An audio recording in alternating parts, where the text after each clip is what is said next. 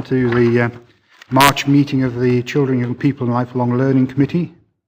Can I just remind members that this meeting will be recorded and subsequently made available to the public for listening purposes.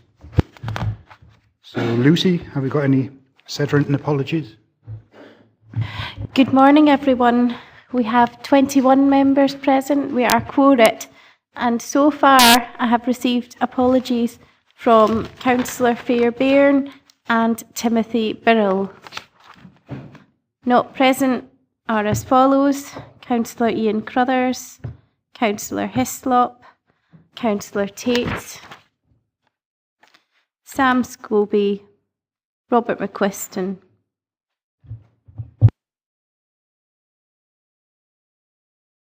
Councillor Crothers?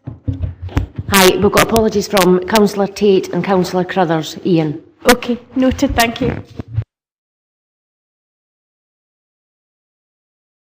Thanks, Chair. Councillor Hislop may be along later on in the meeting.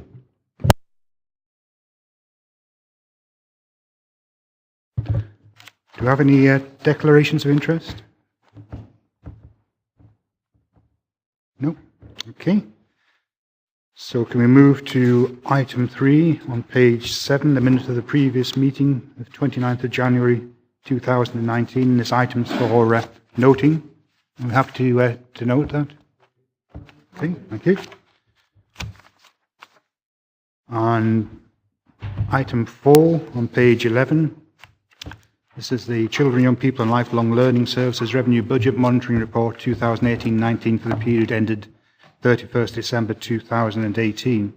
This report provides members an overview of the key budget monitoring issues and the projected performance against budget for the current financial year for CYPLL services based on the position as of 31st December 2018, which is the end of quarter 3. And we have Colin Pentland and Lillian Kringles to speak to this. Is there anything you want to add to the report?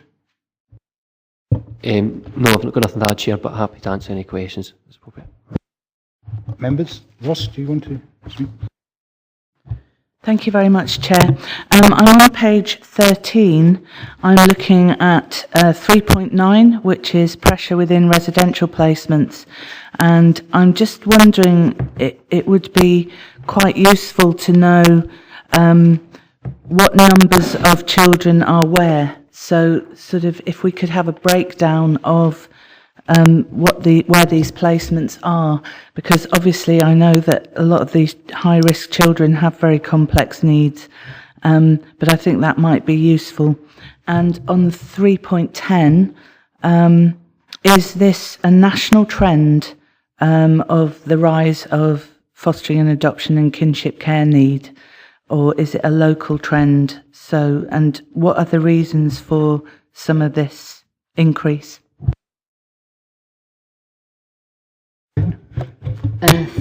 Thank you, Councillor Surges.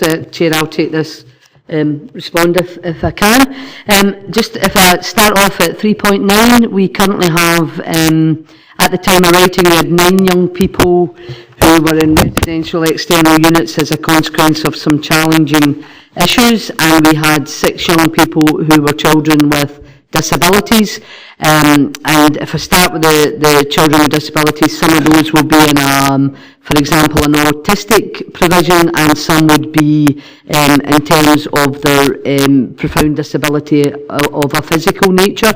So they are placed in 6 residential units out with region. For our 8 young people, I certainly won't go into the actual detail of the residential placements, that would be inappropriate, but we have some young people who are currently within the security state and some that are within residential schools, and that's as a consequence of their ongoing behavioural challenges. So we would project that generally we would have about 6 or 7 young people that would require to be within residential placements, but certainly the level of challenge that our current core of young people are causing us is extremely challenging, and we have two very young people who are extreme high risk for a range of issues at this moment in time. Some of the violence, the behavioural challenges is a national trend, so many local authorities are dealing with young people who currently are experiencing huge impacts in terms of adverse childhood experience and events and personality issues with regards to the trauma that they've faced. So we are dealing with some very complex cases at this moment in time. In terms of the fostering, adoption and kinship, yes, again, this is not local to Dumfries and Galloway, but we have had a significant increase, particularly in our kinship placements. And a lot of that is tied into our increased demand and resource, and I've already, for colleagues and members that are part of Social Work Committee, I've already taken a report to Social Work raising my concerns about the increased demand for our service. And, you know, we are, particularly for foster and adoption and kinship, we're about 30% increased demand for that particular element of children's services. The reasons are, you know, sometimes difficult to equate, but it is about families living under increased pressure.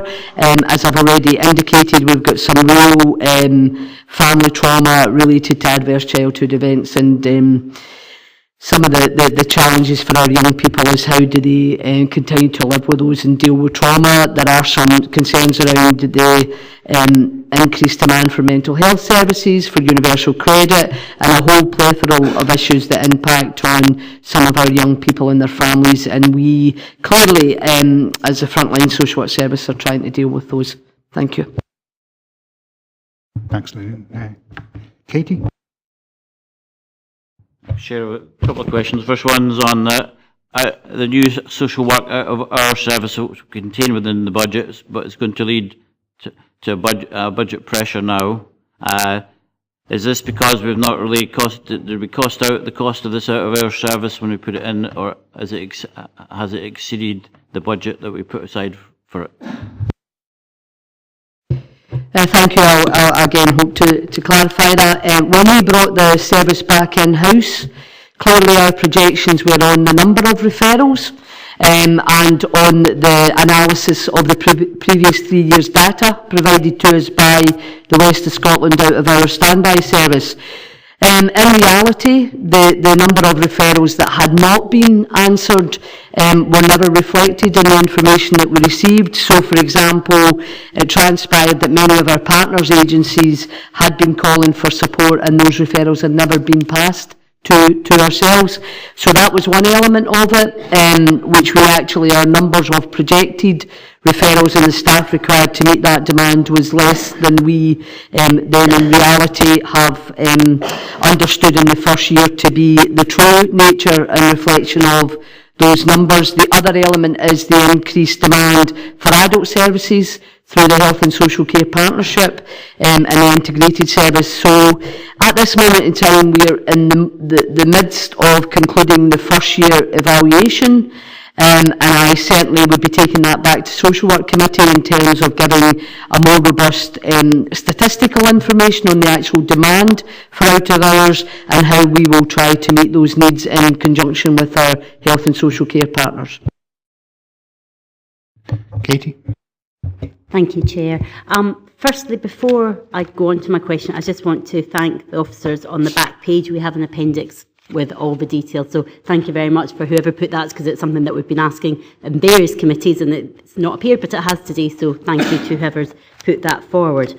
I've got a couple of questions really, and many of the points have been already touched by Councillor Surtees, but I am looking at the increased rates of adoption and fostering, and I'm wondering, we're looking at ways of transforming our council. Do we have an ability to look at preventative measures? Because there are issues going on, and there's the social work services are clearly under huge amounts of pressure with the level that you're working at. But how can we as a council pool our resources in the best way possible, that we're working across agencies to ensure that we can look at preventative measures. And I don't know if that's even in our gift because it's such an enormous subject to tackle. But, you know, are we looking at ways of working across agencies? Because clearly we need to do something. I've got a couple of just practical questions, and that's on the Appendix 2 on page 19. We've got residential placements in-house, and you make reference to the increased number.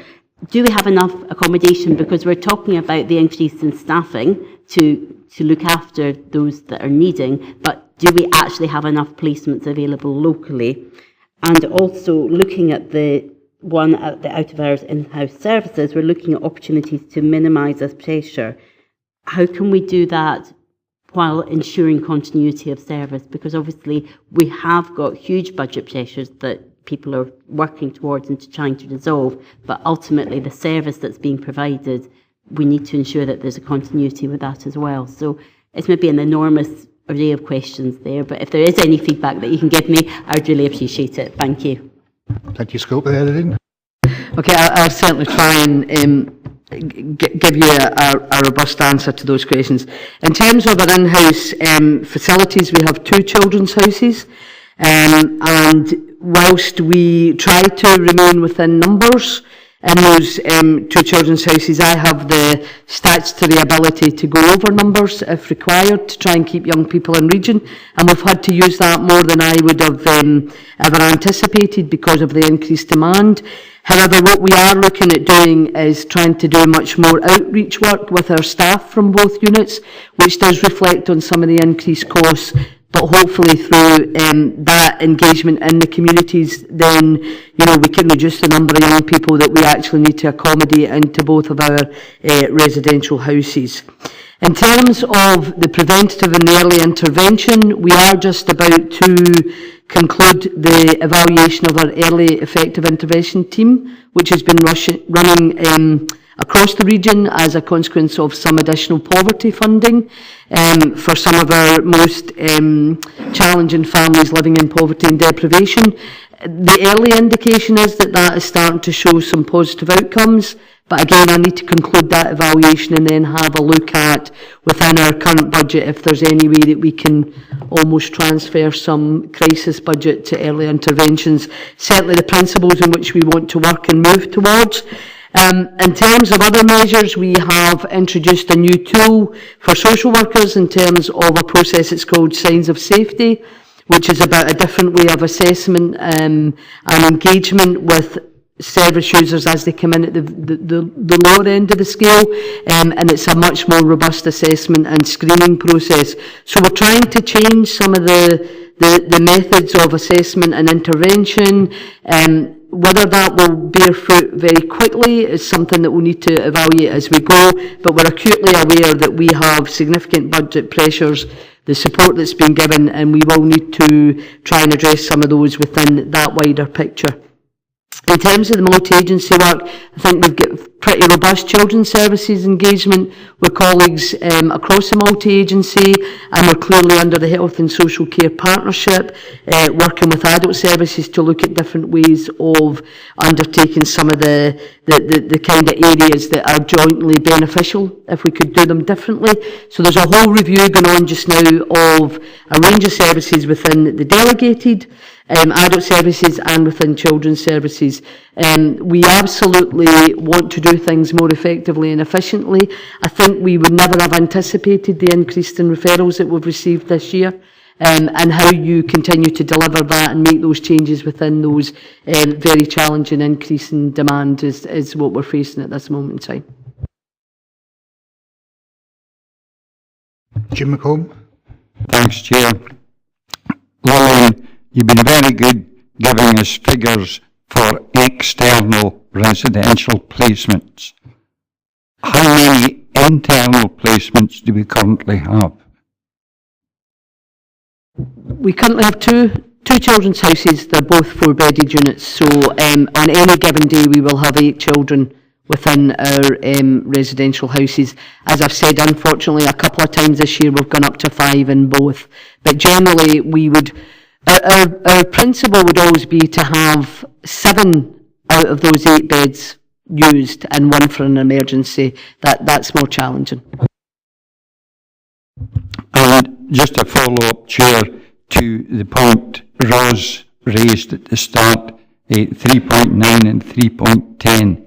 Would it be possible to get statistics from comparator authorities just to see, how they're coping with this problem as well? There's certainly benchmarking figures available. The challenge for children's services, particularly around agency placements, is the commercial element, because they're provided by third sector providers, and also the identification element. But within children's services, we can certainly provide that information to committee if it would be helpful. Thank you. So if you could email that out to all members, that would be most appreciated. Ronnie? Thanks, Chair. I notice there's the overspend of 139,000 in education, and part of the reason behind that is, staffing costs, support for learning, and required teachers' numbers within that. Obviously, this committee, a number of members in here aren't council members, and they don't know all the implications of the administration budget that was passed and the implications for education within that. Now, if we're struggling with required teaching numbers just now, and I think it's important that members of this committee who are not councillors have an understanding of how the impact of the budget in the future will impact on not only this budget here, but future budgets, and if we can actually have some kind of understanding on that. For example, in cutting teachers' numbers by 40 full-time equivalents, how many teachers does that actually mean in the 40? And will this have an impact on the recruitment and make supply cover more difficult to find? Will it reduce the subjects taught in secondary? Will this impact on female teachers who work part-time, balancing work and childcare responsibilities, and perhaps lead to a lot of inexperienced, newly qualified teachers in class without experienced teachers being there? The asymmetric week, that was 1.17, that will be carried out with primary pupils off timetable in a PM and a Friday, for example, is how teacher numbers will be carried out, and they'll be concentrating preparation, correction time, thus eliminating part-time cover staff. This will mean pupils not with qualified teachers on Friday afternoons, and my opinion is it would be difficult getting voluntary groups to come into all primary schools, and we couldn't guarantee any kind of consistency within that. And on the single teacher schools, what I'm reading about just now, I'm quite upset about the way this information is being put out. It's being put out in the standard for people to make decisions on, and without the actual committees, without actual council giving us the facts as it's there. The single teacher schools theme, raising maximum number of pupils in single teacher schools from 19 to 25. Will this lead to school closures as the schools will be more expensive to staff, as a single teacher will have to be a promoted post, I take it? Have we also taken into consideration that there will be more workload, stress and probably absence due to the complexity of the job? Will this lead to recruitment difficulties by making the job less attractive? This could also lead to people drifting away, making the schools unviable. In the school cover agreements, I don't know, I was talking to some teachers and some a union rep who asked to speak to me, and it's my understanding that from that discussion, the council can't unilaterally make changes to school cover, as this would be the subject of local and national agreements with the teaching unions. Is this true? And if it has there been an agreement on this, and what discussions have there been on it? Having no teachers in nurseries, well, obviously another thing that was brought up with me, what impact was having closing the attainment gap, supporting child development, will it not be in danger of just turning the service into a babysitting service? These are the kind of questions that I think members of the committee should be aware of, and I'd appreciate some answers on that. Gillian? a lot of information in that, Councillor Nicholson, but I'll certainly do what I can. I'm pleased that it does state in 3.5 that this is an improved position for education services, and that given the scale of the budget for education services, an overspend or projected overspend of 139,000 is a positive picture for us to find ourselves in, given the current financial constraints. Some of what you said perhaps related to the one teacher schools, information around the one teacher schools, I know it was reported this morning. Dumfries and Galloway has always had one teacher schools. They've had one teacher schools across our school estate for decades, forever, I suppose. The issue with moving to the national numbers, moving to 25, has impacted on a small number of our schools. At the moment, we have 4 one-teacher schools, and we will be moving to, as it currently stands, we'll be moving to 10 one-teacher schools. So that fluctuates every year, and it depends on the number of pupils that are in the catchment area. You know, we have a falling roll. We have the lowest, I read that we have the lowest birth rate in Dumfries and Galloway this year since 1855. We have a continually reducing birth rate in Dumfries and Galloway, and we have a very large school estate. Our schools, therefore, will continue to get smaller. Whether or not moving to one teacher school from 19 to 25 has a change in the recruitment, I think that is certainly something that we're working with colleagues to make sure across the partnerships that partnership primary schools continue to be attractive. The benefit of moving to partnership primary schools is that in the past, you would have a teacher head teaching in that school as a lone worker, whereas now they're part of a team where you have a non-teaching head teacher, and all teachers in all partnership primary schools have a principal teacher, so there's an augmented management team.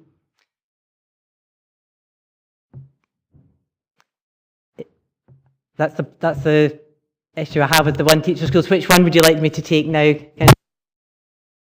On the asymmetric week, some of the things that you're talking about, the single teacher, for example, you know, there was one that's been in touch with all the councillors, for example, is Johnson Bridge, I think it is. And I think they've got, correct me if I'm wrong, 23. They've got 2 teachers there just now. They're going down to 1. You know, and I think because they haven't had any intake on the P1s or something like that, now they're teaching from primary 1 to 4 and then for 5 to 7, whatever it is. But, you know, what happens if you get somebody coming into the area with another, you know, a couple of kids from that age? Does it go back up to 2? What happens when the sickness in the budget? You've got, you know, the schools are liable for primary schools from 5 to 5. It used to be 5 days, the first 5 days. A sickness, it's now went up to 7. You've got secondary schools that used to be liable for the first 10 days, it's now up to 15.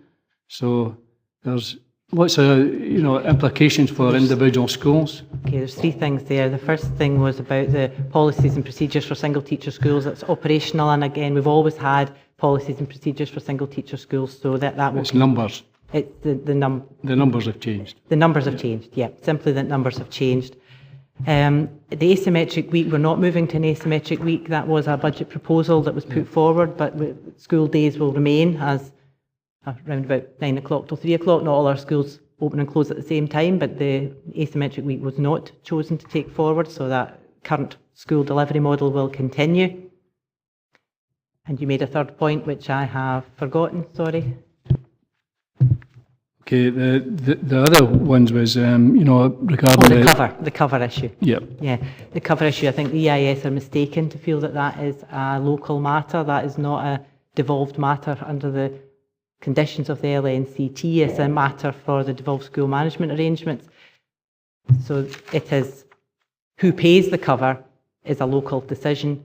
They're quite right to consider the allocation of cover is an LNCT matter, but who pays for that cover is not an LNCT matter, and we've informed the EIS of that. Yeah. I think this isn't the place to re-examine the budget. I mean, you know, we've got to face facts. This council has had to find, up until the end of this financial year, £96 million worth of cuts, which is equivalent to 27% of the revenue budget. Next year, we're going to have to find another the next financial year, another 16 billion. It looks like it's going to be another 30-something million over the next 2 years. None of us came into local government to make cuts, but unfortunately that's the situation we're in. It's a question of trying to preserve frontline services as best as possible. My point, Chair, if you forgive me, is that there's people in here that weren't on the council, that weren't part of that decision-making process. There's lack of information out there from parents. Parents are knocking at the doors. They're actually, and teachers are wondering what's happening. You've got, lots of disquiet out there at the moment, and I think that's a lack of communication, a lack of understanding of where this is coming from. And I do understand that budgets have been cut, and it's ridiculous when these councils are getting passed these cuts on from the SNP government. But it's not something that we want. But I think it's our responsibility as an education committee to get all the facts and all the figures and see how we go forward in that. Chair, can I ask as a point of order? I think it's a point of order. Yeah, we're looking on agenda item 4. What number is that? What number? On agenda item 4. What's the point order number? Sorry? What's the point order number? No, I'm just wanting to... Chairman, who's chairing this committee? It's not Mr Nicholson from the back bench. Well, I just want, it's maybe not a point of order, but can I just ask, we're looking at item agenda number 4, which is at the position of the 31st of December 2018. Now, I appreciate that Councillor Nicholson has got many points as we move into the future, but we're actually looking at a budgeting monitoring report, and I'm just actually slightly baffled as to, while the questions may well be important and there needs to be a place for those to be aired, I don't believe that this is actually the right place to be airing this, but a bit of advice really from the Chair, please. I agree, this isn't the time to rediscuss the budget, so can we move on to... sorry, Ronnie. Point order, please. Point order. What's the point of order? Point order is one that following up from Councillor Hagman's point order. I don't know what number it was.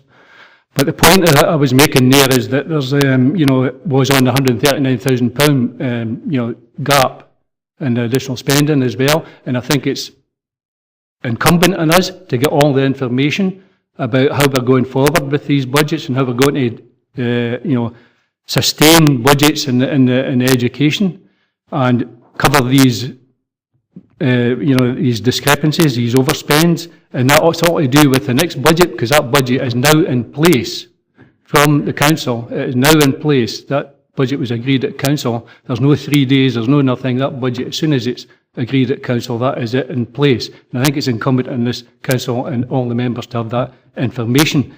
And it might well be what is the vacancy assumptions, how many posts are actually in these vacancy assumptions. Okay, right. Yes, I take the point, and perhaps we can have a report coming to the next committee in terms of more detail as to what's been done to address these problems, okay? We don't have the information in front of us at the moment, okay? Well, we made a budget decision on it. Right, okay. Julie? Thank you. Sorry, I'm following on. It's 3.7 within the document. I appreciate that it's been really difficult to reduce costs because of the pressures within additional support for learning, and we're aware of increasing numbers of this, and we do expect it to continue. Now, we know it's an issue nationally, that we're not alone in this in Dumfries and Galloway, and whilst we've got learning centres, they're not suitable for all children with additional needs. And I've got some real concerns about how we're going to ensure we meet the needs of those children with additional needs with increased class sizes that have just been spoken about.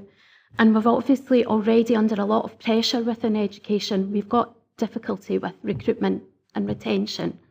And I've just got some real concerns about that, but we need to be looking at innovation and how we're going to do this. And I just wondered if you've got ideas towards that. Absolutely. I think we recognise the significant pressures across all the system, and that we're looking at I met a head teacher yesterday who's coming forward with their parent council to look at how to do things differently, how to deliver differently, recognising the reduction in role and the fact that we need to look at effective and efficient ways to work together in different models of delivery. So different schools, different parent councils might come forward with different models, different ideas, and we would look at all of those favourably. And I know I met with Mel earlier in the week to discuss how the Parent Forum can help us and how we can listen to the Parent Forum. Okay, Dick? Thanks, Chair. I was just referring to page 23, the policy development tracker. Obviously, we're in a very difficult financial situation, and any any way we can squeeze money out the budget, then so all the better for our schools, which are teachers who are struggling to meet children's needs. So just a question on this, on the family centres, £65,000 there. We've got social workers in the schools. Is there any room for saving money on that, or has the money now been spent? It's registering 0 at the moment. And the other one on this was that the Modern Apprentice Plus scheme, obviously it was very underspent last year, £74,000 been spent at the £270,000 budget. I know we've looked at that, but I think in the cool light of day, when we're not meeting children's needs, could some of that money be redirected into the mainstream council budget? And I think Councillor Nicholson highlighted things. I won't go over them again, but I think we need a meeting to go through the development budget and the revenue budget to see where we can squeeze some more money out for the basics, because we're doing lots of fancy projects like the Rolls Royce service at DG1, but we're not really teaching kids. We've heard from the teachers that they are struggling because people with learning needs are not been met, and that's right across the country, right across the region, probably the country as well. They've just had an inspection at an academy, and children with special needs and learning needs are not getting a broad and balanced education because there's not the support there. So, is there room for some of this modern apprenticeship money been put into our mainstream? And has the Family Centre Fund been spent? Colin? Certainly. Based on the policy development, in regards to the school-based social work provision, that has been fully utilised. It was the end of a project, so it was a larger allocation last financial year that has now been spent in full. In regards to family centres, at that time it is anticipated that the 65,000 will be required. It may be small carryover next year depending on the works, but if there is anything, it's going to be very minimal. What's going to be left up top of the margins, maybe £1,000. So the majority of it has been fully utilised and expected to be spent in the course either this year or finishing the work off next financial year and relate to the centres. In regards to the Modern Apprentice scheme money, the 74,000 is anticipated to be used. The balance, as far as I understand, has been released and was part of the 1920 budget setting process. So it has been released as part of the members' decision on the 28th of February and has been utilised in some other capacity, as far as I understand. Dick? If we could just look at that money, see whether it could be reallocated, perhaps discussion in the administration meetings, how that could be reallocated into the mainstream, because we're not getting it right for every child. We need to get back to basics and support the children in the classroom. Mel? Thanks. On the back of Julie's question, I appreciate that an overspend of 188,000 for additional support for learning, it's relatively small in comparison to the overall additional support for learning budget. However, this committee and indeed full council has been asking for a review into additional support for learning for over a year now, and I think that we did receive an item in November that was sort of an internal report into that.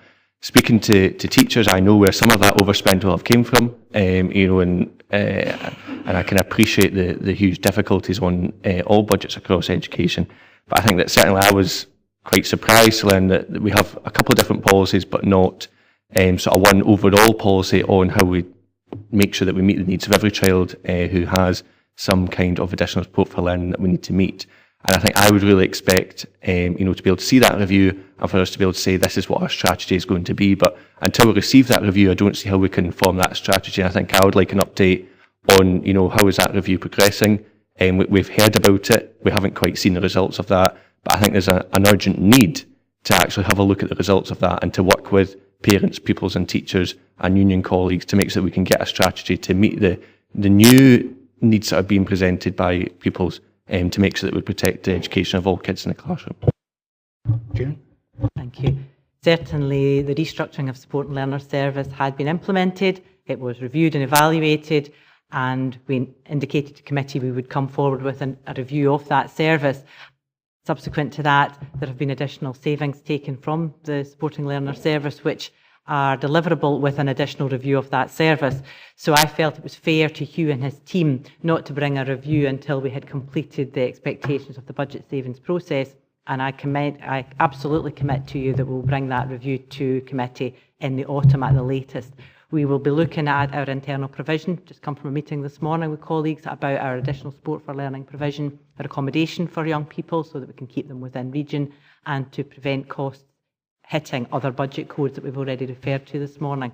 That paper will be going forward to Strategic Asset Board, and I've asked you to encapsulate the wide range of policy frameworks that we have. We have 70 odd policies and procedures across education services. The vast majority of them are around meeting pupil needs, but I do understand it's hard to synthesise in 200 words what that matrix of support looks like. So I need to give members a summary as to what the focus for supporting learners will be. You've seen that it will be around looked after children, attendance, and children with social, emotional and communication disorders. Those will be the focus for the support learner service in the into next year, and I'll bring a report to you. Appreciating that the committee structure will be changing fairly soon. That will come to the Education Committee in the autumn. Okay, Mel? Thank you, Chair. I just wanted to respond to Councillor Nicholson in the fact that as parents, we are doing what we can to get information to parent councils. I'm chair of the Regional Parent Forum, and I'm currently working on a document to try and help parents understand what some of the implications will be of the budget changes. It takes time. I'm a volunteer. I do it on my own time.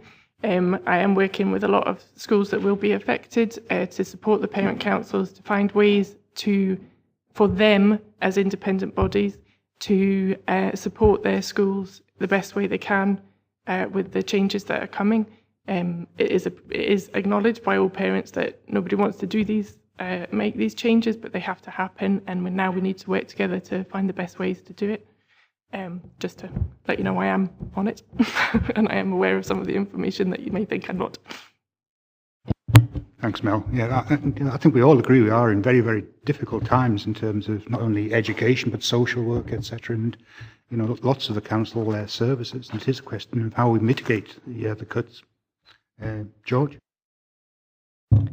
I firstly, I have to say, everything I say is predicated by the fact that we realise that the money's short. That's a given. We appreciate that. But looking at page 21, the savings already secured, a huge chunk of that is early retirement and non-filling of vacancies, and also reduction in remodelling of management costs. As parents, we see that all the time. We speak to teachers. Teachers are understandably under greater pressure, and it somewhat makes it difficult for parents and teachers to integrate as much as they would like, because the teachers just haven't got the time to speak to the parents at times, and it's all an implication or a consequence of budget cuts.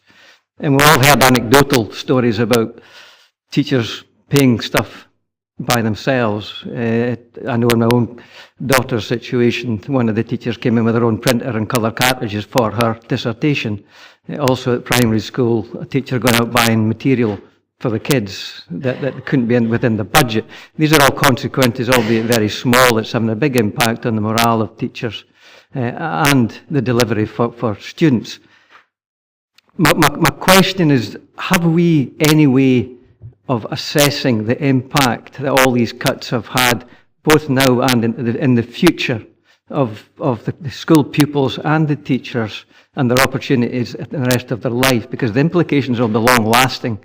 The kids who are at school just now are just damned unfortunate to be in a position where we've got to make these cuts, understandably. But what impact assessment have we made as a council, community, etc., to that? And totally separate one, and I'm going to follow Richard over this, the modern apprenticeship. money should be spent on that alternative, because it's really, really important that we look at alternative offerings in school, not just the academic, or even for the academic kids that can do modern apprenticeships or foundation apprenticeships. So I don't think we should be robbing Peter to pay Paul, in simplistic terms such as that. I hope there's an answer in there somewhere. Can I take those in reverse order? Yes, in terms of foundation apprenticeships and modern apprenticeships, foundation apprenticeships more relevant to the school setting, and I'm absolutely delighted that we received considerable sums of money from Skills Development Scotland in order to deliver foundation apprenticeships across all of our schools, and we have very high numbers of children interested in foundation apprenticeships.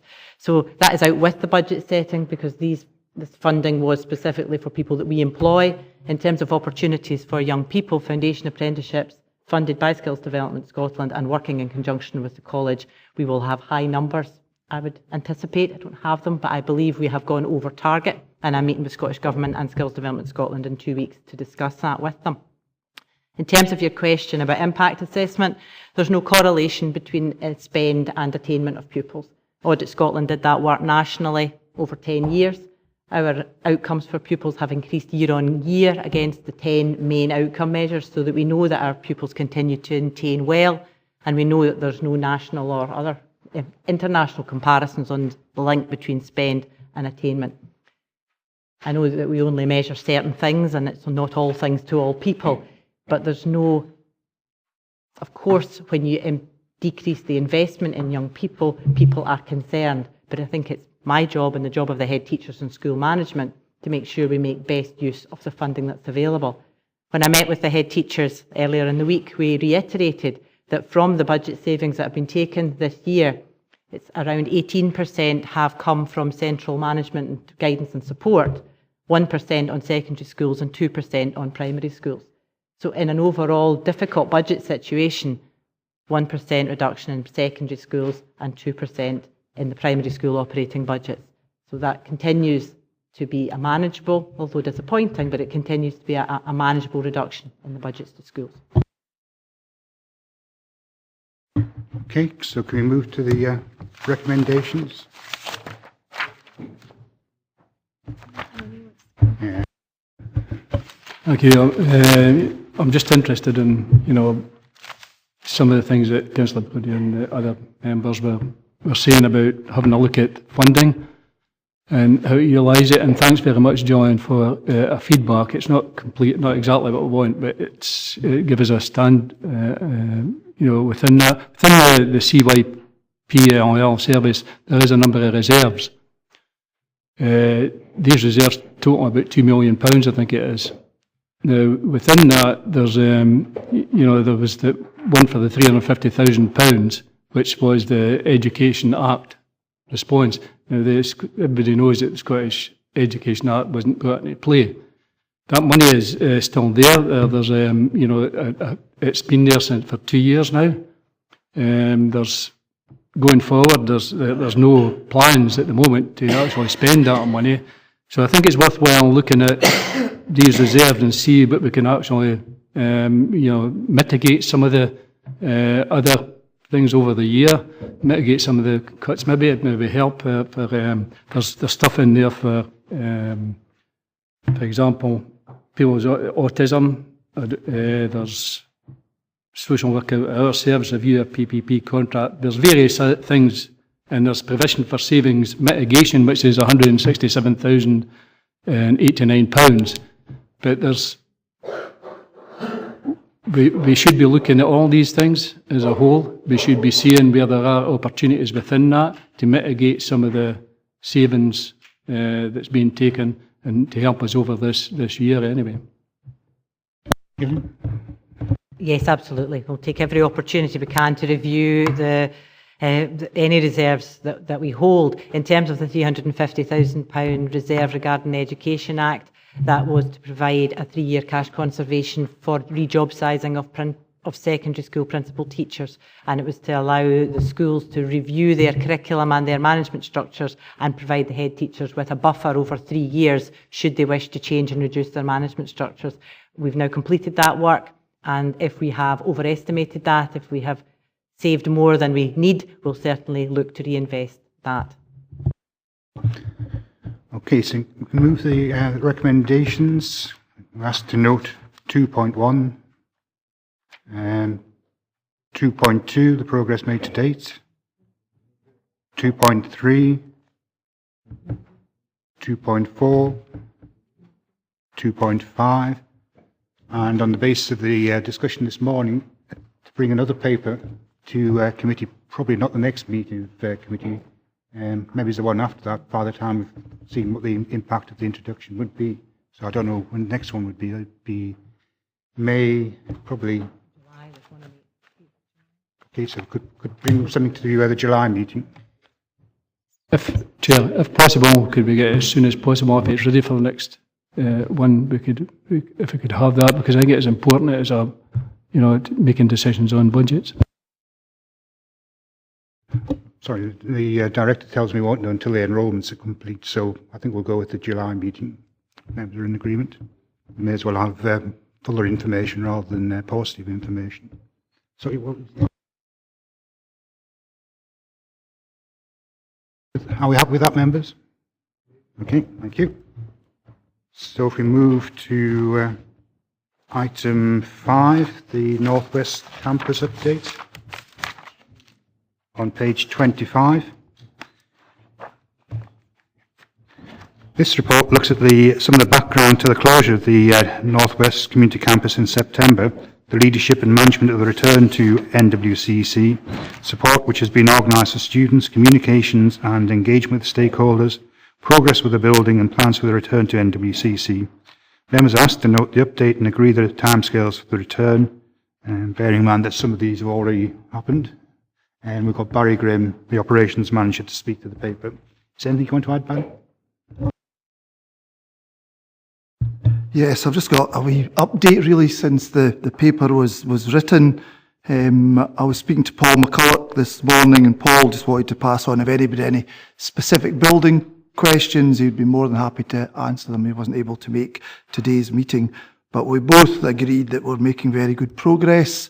At the moment, we've had a 4-week plan of transition taking place, moving from enhanced transition for some of our most vulnerable young people to universal transition. I just left the building this morning and watched P6 and P7 out in the new playground, loving the space and loving the opportunity to use some of the toys and equipment out there.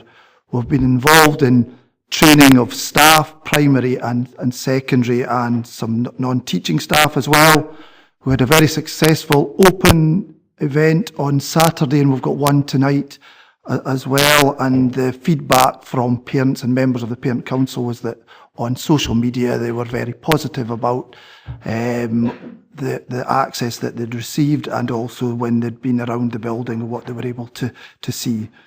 So we're positive, but we know there's still a lot of work where we want to do to make sure that everything is in place and ready for all of the different groups. Langlands moved in on the 20th, and that was a very positive move, and the head teacher there was very positive as well.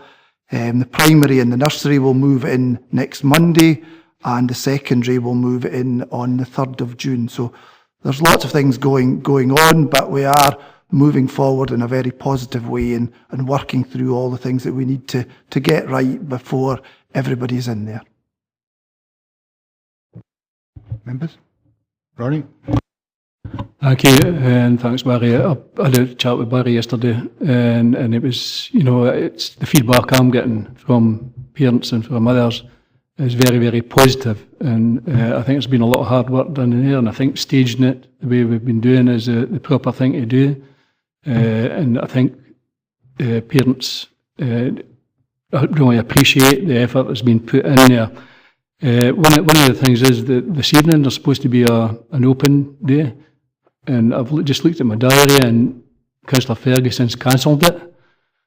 It's now came out of my diary. I don't know how that's possible, but it's actually done that. I take it it's still on.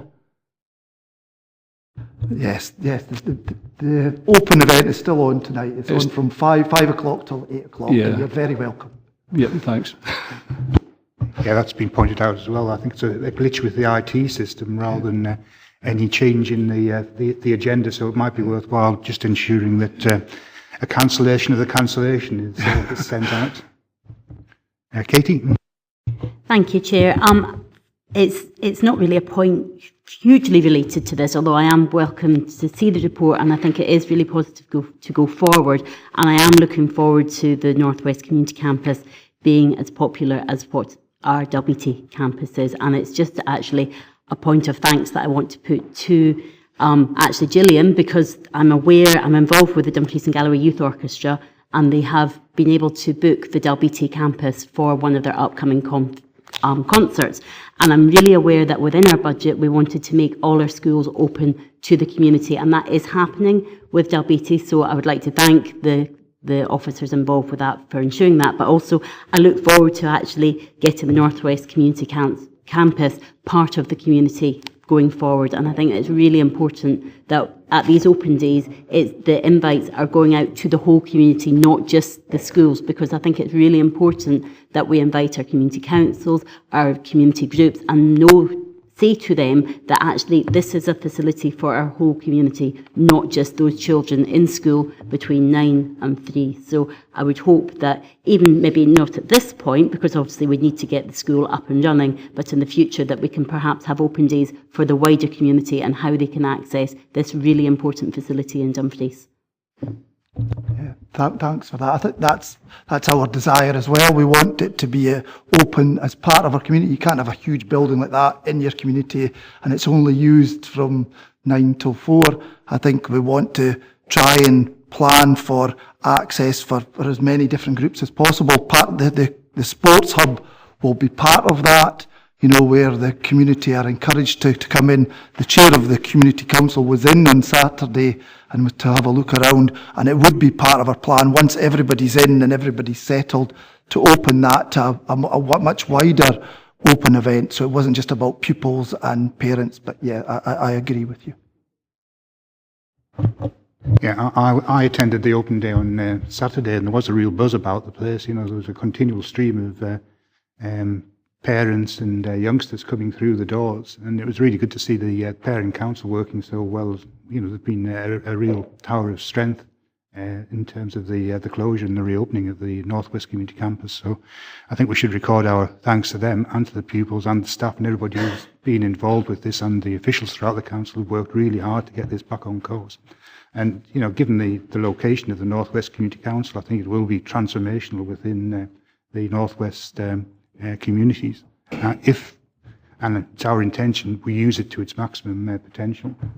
Chair, could I just say one point? Yep. That the Dumfries and Galloway Youth Orchestra is putting on the concert out with school in one of our facilities, and it is open to anybody to come along, and I'm aware that Gillian has been sent an invitation to that concert, and I would just say that any of our councillors would be welcome to come along. So I'm just putting a blatant plug in there, so thank you. Thanks, Katie. So can we move to the recommendations? Can we note 2.1, the update since this was presented to committee on the 29th of January? And 2.2, agree the timescale for movement of pupils to North West Community Campus is set out in paragraph 3.5.4. Thanks, Barry. So if we move to item 6,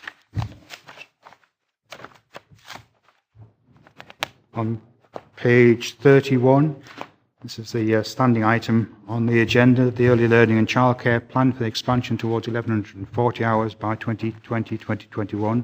This is the update as of March 2019, and we have Lauren Foss to speak to it. Is there anything you want to add to the report, Lauren? Thank you, Chair. Just a couple of points, if I may. I think there's some interesting facts and figures in terms of uptake across the piece already when we look at phase 1 and phase 2 establishments. Phase 2 was a delayed start beginning in January, so there's no data in here yet, but we'll bring that to a future committee. But the actual numbers that we're seeing uptaking through NAMS are in line with what we're seeing across phase 1. In the table, the percentage uptakes, there's an average uptake of 86% of 600 hours and more, which in itself seems like quite a high percentage, but that's growing on a turn-by-turn basis, I think, and some of the establishments in there that were phase 1 settings at Sandhead, Sanka, for example, showing nearly 100% uptake is actually really positive, because that's families that were in a high SIMD area gaining access to additional hours. When you follow it to the other side of the table, where there's the full uptake, as an average, 50% seems really low. That's mirroring the national picture just now across the whole of Scotland, and I guess that's in line with the expected demand lag that we were anticipating. But what that's meant is, across the actual uptake, less hours have been taken, which means there's been less expenditure paid out to partner providers. So we've been able to reinvest that into local authority nurseries and into partner providers, and we've been able to give them, I suppose, a grant payment of £1,500 each, and that's allowing them to mobilise themselves in preparation for moving towards providing dining utilities, crockery, tables, chairs, that sort of thing, where they don't have it for our partners, and also looking towards the extended use of outside areas, so they might be using it to purchase wellies or all-in-one suits for the kids and things like that, and that's been really warmly welcomed by our partners. In terms of the payment rates, we still actually await for the rubber-stamped guidance from Scotland XL on what the payment rates, sustainable rates information looks like. We do have a draft document. It's going to be available as a finished document in the next week or so. However, we've used the guidance from the draft document to inform this committee paper around how inflation should be accounted for and what impact that has. I think the only difference in here is it would seem fair and equitable to make sure that we applied an inflationary uplift to our 600 hours partners as well as those delivering 1140, just so that there was that level of consistency across the board. That does create a budget pressure. However, within the service delivery model and the funding that's come from the government to support this, there is a realising change fund in there almost that allows you to use that funding to ease the transition process right across the board, and that seems like a fair and reasonable use of the funding that sits there, which more than covers the difference for the 600 hours element. I think the last thing to add into this is that budget pressure only sits as a pressure for the 600 hours element. As they roll forward into 1140 hours, the inflationary uplift is all contained within the funding settlement from the government for 1140 moving forward. But happy to take any questions. Katie? Thank you, Chair. I'm not going to go into specifics because we're looking at the overview here. So I just wanted to, first of all, say thank you to the officers, because there is an issue within one of the schools in my ward in Wigton, but I'm aware that there's going to be a meeting with council officers who are going to come over, and we're going to move forward with that. So I'd just like to say thank you for arranging that meeting so we can actually deal with that specific issue. On the actual paper in front of us, page 33, there's a 3.5, we're talking about the workforce update. Now, I'm also aware that there has been issues and concerns raised on social media and within parent forums and within parent groups about the role of nursery managers, and there's wild rumours that we're going to be getting rid of all our nursery teachers and it's going to be a disaster for our children. Could I just please have an update and actually put it on record, so to speak, what is the role of a nursery manager, and also to get confirmation that we're not going to be moving forward and getting rid of all our nursery teachers, because I think that's a really important point that we need to reiterate here. Certainly it's my understanding that we're not getting rid of all our nursery teachers, but I would like just confirmation from whoever's appropriate to give me that. Thank you. I'll take the first bit, and I might be able to get the second part. I think inside the funding follows the child and the blueprint for around delivering 1140, we were tasked with looking at a service delivery model that married up to local circumstances, looked at around what provision we had in existing partners, in existing local authority nurseries, and consultation with prospective parents and existing parents. Now, what it needs to come down to is choice and flexibility. So in an area like Dumfries, where we have a lot of partner providers and local authority settings, Local authority settings don't need to bridge that gap of extended day, so they don't need to open from 8 till 6 o'clock, because our partners do that, and they don't need to open through the holiday periods, because again, our partners do that. But if you go to another area of the authority, go as far as Bramore, there are no partner providers there. So if there was parental demand, and to be able to meet the flexibility that the blueprint talks around, we may need to open that setting beyond the school day and beyond term time dates. To be able to do that, we wouldn't be able to have a nursery teacher in post. It would need to change to a manager to go beyond the 38-week contract. So mapping that out across the authority, there are only a handful of locations currently that are identified to require a nursery manager. I think, so that's where that came from, and that's where the move from a nursery teacher to a nursery manager originated from. I think looking across the piece, there is a sense that, and a fear, I absolutely understand that because that's been in the budget saving templates and been taken moving forward, there is a cost saving of, I think it's £1,500-ish between a nursery teacher and a nursery manager. And I think the assumption was that as a staffing place came up within a school, and if there was any challenges around finding a teacher to fill those spaces, if there was a nursery teacher in the school, that member of staff may be able to plug that gap, and the backfill or the replacement may well have been a nursery manager. So it's not a direct go out, replace them all today, now. It would be as a matter of course when the opportunity came along to do that. I think one of the things within the service delivery plan was also to try and ensure that there was career progression within a nursery setting. So we now have the opportunity for the early years assistants to progress up to a nursery nurse who through the workforce update, you'll notice that there's a deputy manager's position in there, progress to that level, and then to progress from there up to a nursery manager as well. That was always more challenging and problematic going to a nursery teacher. So for that whole cohort of staffing, that gives a lot more opportunity moving forward. And I hope that answers this. Jim McCall. Thanks, Chair.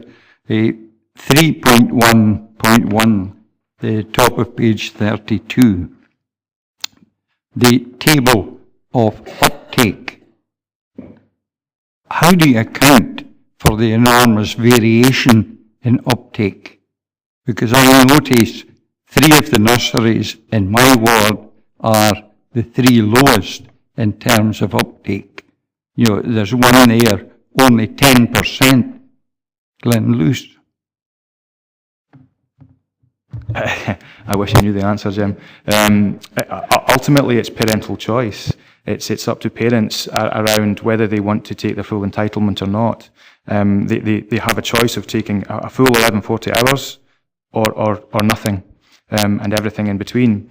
Now, I would anticipate we will see different levels of demand lag across the piece. What we have done is ensure that we've met with the local authority nurseries, we've met with our partner providers in these areas, we've talked about what they can do to publicise the fact that 1140 is rolling out there. It's on the council's website. We write to all parents to say this is what you're entitled to have access to, but ultimately if they choose to take it or not, that's where these percentages are based on. I think what is interesting is in that list, in that table, the only partner provider is Minigaff. Now their uptake currently is 88%. They were part of the Scottish Government trial for looking at 1140. So was Penningham below them. But what we saw through the trial was, from 2017, we saw around 55% uptake for 600 hours. That's now grown to 88%. And across the full 1140, we've seen their numbers grow from sort of 20% up to 53%. So I think for those nurseries that you mentioned, watch what happens next year, because hopefully those numbers will increase. I think what we see is parents are familiar with 600 hours because they've already got a child in nursery, and that's what they're set up to take. They've maybe got helpers, grandparents looking after the children for all the additional hours, so they don't want to change that model. But when new parents come forward with children that are working through the system and they're told, right, this is your entitlement, you are allowed up to 1,140 hours and it's a fresh start, we're seeing more parents take that. So it doesn't show this on this table, but it's quite interesting to look at the uptake of eligible 2-year-olds as that progresses from 1 year into being entitled to 1140 for year 3 kids. So I think those numbers will dramatically increase next year, but if not, we'll look at what we can do to get the information out there. Presumably parents can opt to take anywhere between 600 and 1,140 hours, so as you say, as the lifestyle changes, yeah. I would certainly hope, Chair, that the uptake does improve, because if not, we have an enormous waste of resources here. We have the nursery units which may be running at only half their capacity figure. Thanks, Jim. David? Thanks, Chair. It's just on paragraph 3.4. Are we being shoved into a bottomless pit, we could say, given we've got funding up to 21-22, and what happens after that we've got to fund ourselves? Does that create problems for you, do you think?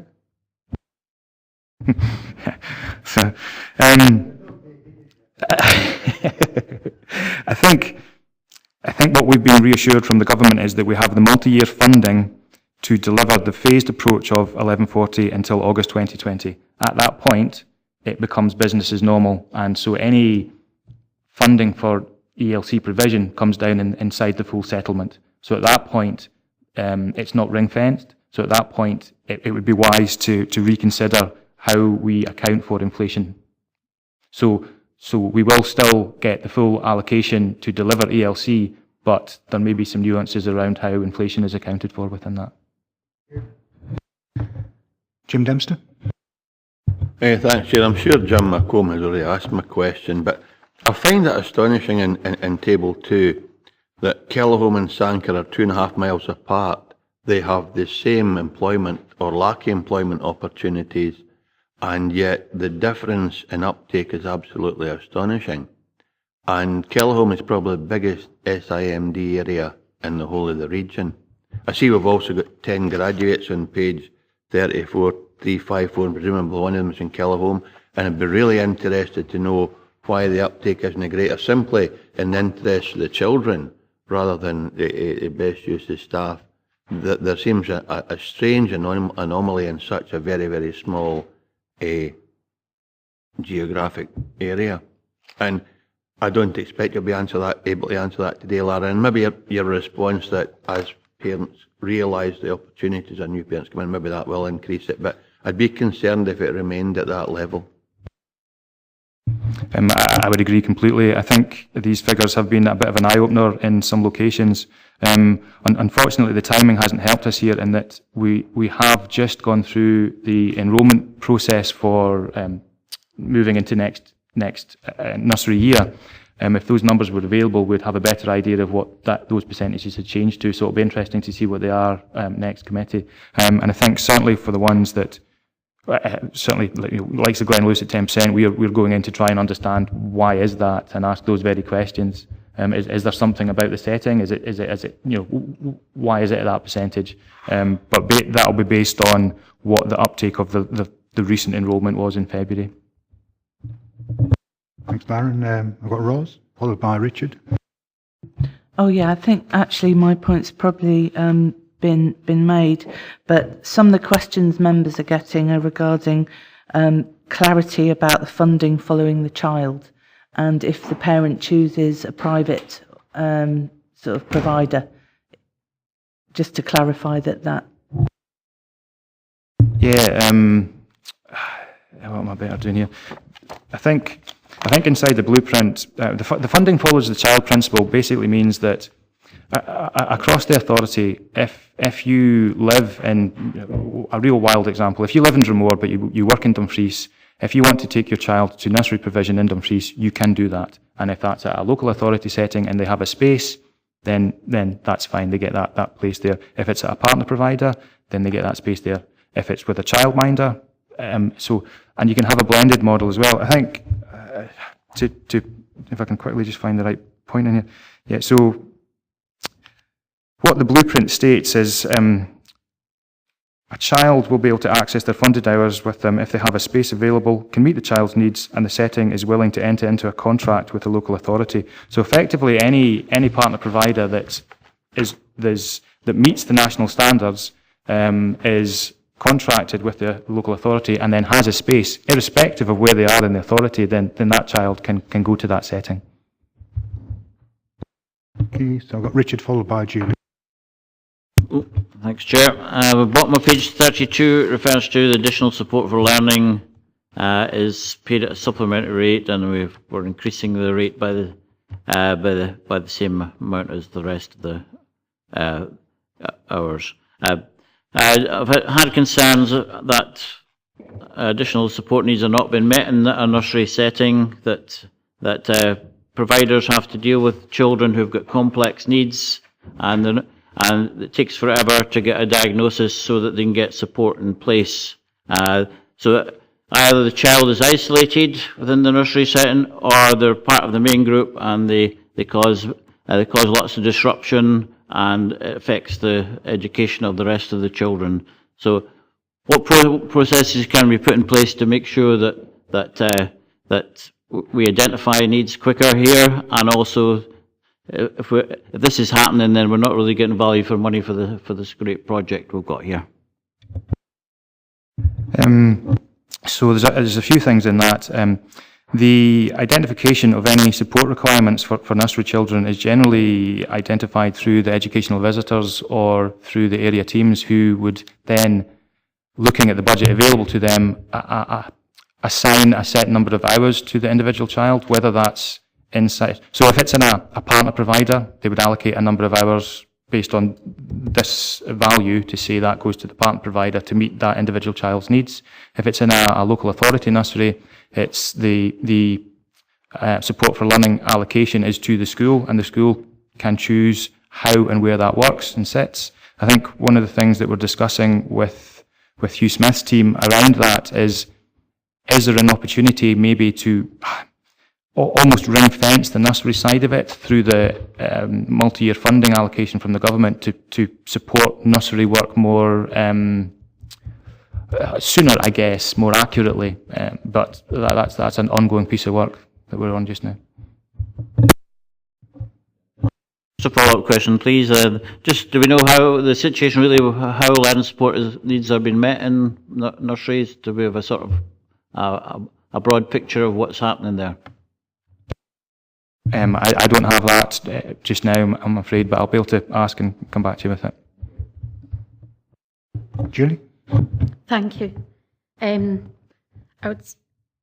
reassured because obviously I'm one of these nursery teachers who thought she was out of job. So it was good to get some reassurance I'm not actually out of job. What I was wondering was, Lana, I welcome the £1,500 for the setting. And I think it's great that we're getting that to invest. Having just priced waterproofs for my nursery class, it's going to cost me £1,200, so it doesn't leave me an awful lot of money. But I'm wondering, when we go to this rollout of 1140 hours, obviously children are provided with a free school meal. What about the snack situation and that? That's a good point. It's something that we've considered, actually. So through the hourly rate to partner providers, there's an allocation within it to cover snack, because the principles of the blueprint and the Act is that this is free at point of delivery, and that should include snack. So we're asking any setting that is delivering 1140 not to charge parents for snack, or not to ask for a contribution for snack. We've looked across the local authority nurseries, and we've done a calculation based on the same funding principles for partners to say, right, so snack costs 40 pence a day, you have 30 children in across the day, this is the allocation you would get for that day, multiplied by however many weeks, gets you to a contribution within the school's DSM that is there specifically just to provide the snack for the nursery children. So your nursery will be told how much that is, informed how much that is, when you move to 1140. There's still elements in there that, say for example, there was something you wanted to celebrate, like a Chinese New Year or something like that. You could charge for the over and above stuff, but certainly for the snack itself, that would be free at point of delivery to the parents, and there'll be an allocation within the DSM to cover that. Sorry, can I come back? If it's within the DSM, where can we spend that money? Because if it's in the DSM, we've got to spend it through the PCOS system, which means we can't use Tesco. We can't go to, we use Fleet Fish at the moment, so the fruit van comes into the school grounds and my children go out and they tell Charlene what fruit and veg they want to buy for the week and we pay for it. So if it's in DSM, we're going to lose some really rich learning experiences if we can't access it in the same way. And completely accept that, and that's the challenge that we're trying to work through just now. I think one of the things that we know Tesco's are used extensively across the secondary sector for the home economics department. It's ordered through a purchase card, a credit card.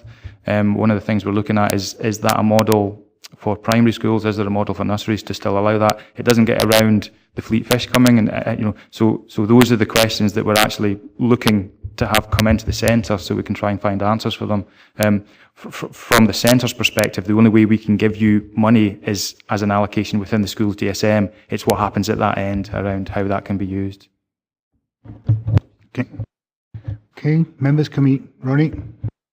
It's just on that, and I'm maybe looking at it the wrong way, is that, the increase is through the CPI and not the RPI, but food, and that is through RPI, so it won't be fully funded with any increases done through the RPI, not CPI. So anything that has an inflation uplift against it will be accounted for within the budget uplifts. The question around whether it's retail price index or consumer price index was one that I threw towards our financial colleagues, and they came back with a statement that the RPI hasn't been used as national statistics since 2013 because of various inaccuracies. However, if you want further clarity on that, I can get the financial team to come up with that. Ronnie? I think that would be good because the CPI is historically a lot lower than the RPI, and if the RPI is buying food and whatever it might be, then that's got to be taken into consideration, I think. I think with both, they look at how they calculate it. They buy a basket full of consumer products one year and then buy the same thing the next year.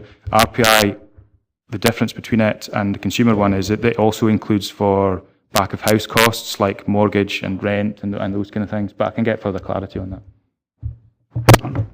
Okay, so we move to the recommendations. Can we note 2.1?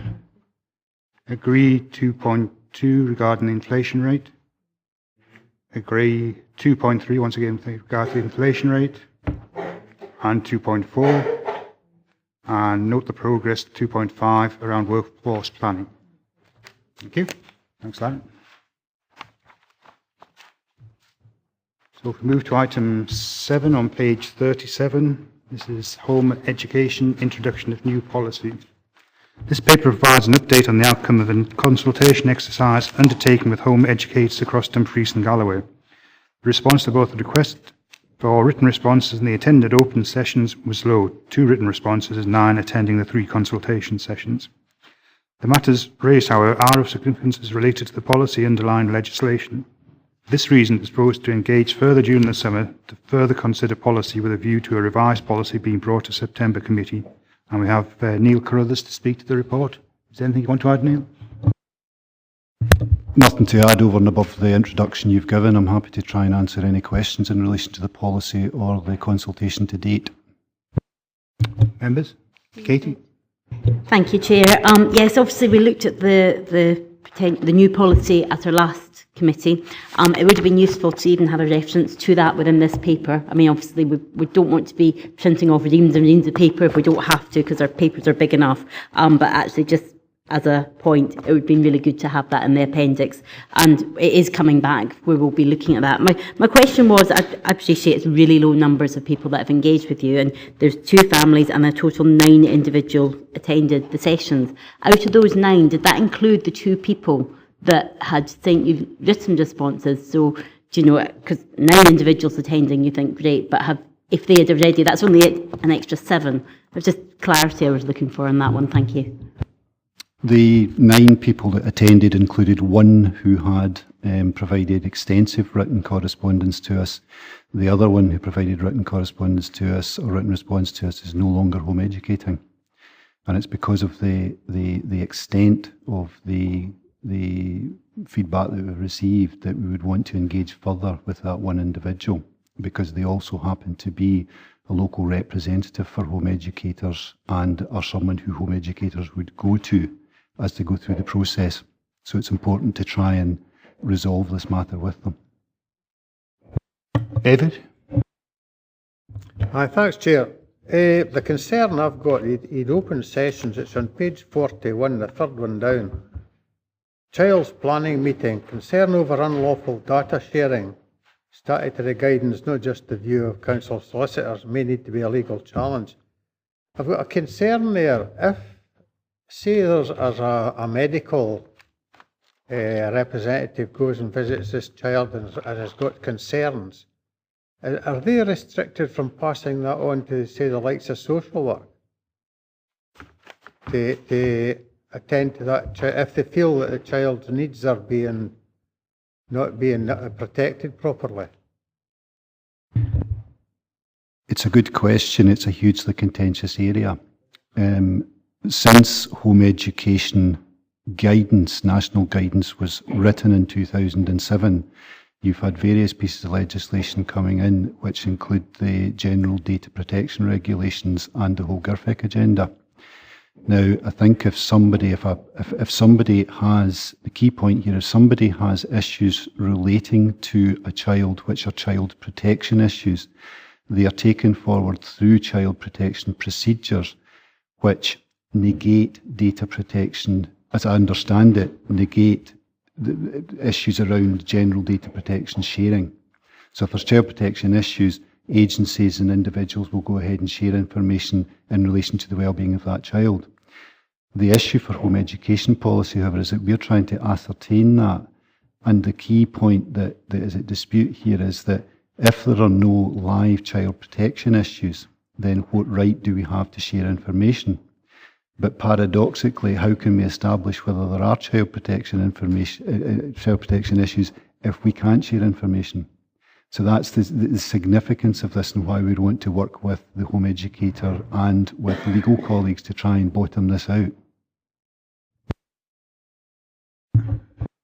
So I take it that the staff will be informed that if there's issues, they've got to go through the child protection route. Okay.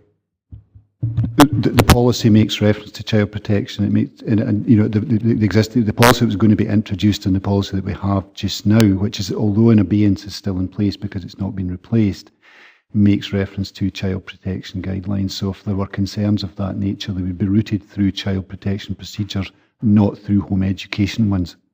So the dispute is what is in relation to home education and applications for that, not in relation to child protection procedures. Dick? Thanks, Chair. I think this is the weirdest consultation exercise I've ever seen. I think we have to reflect internally as an organisation, is this the way to engage with parents and the public? Because I think this consultation's designed to consult with a legal person, a solicitor. Do you believe it to be a legal requirement for you to be involved in the generation of home education policy? Do you believe that the policy contravenes legislation, international conventions, etc.? Can you provide detail of the legislation that is contravened by the policy? I think it's designed maybe for a solicitor or perhaps a parent one or two parents who've raised legal issues with the council, but not for the general population, the people who actually home educate. So it's no wonder that we haven't had many written responses to it. So perhaps the recommendations will take us back on the right road, but I think we have to look internally and not let this sort of consultation happen again, because I've had negative feedback from parents on this. Neil?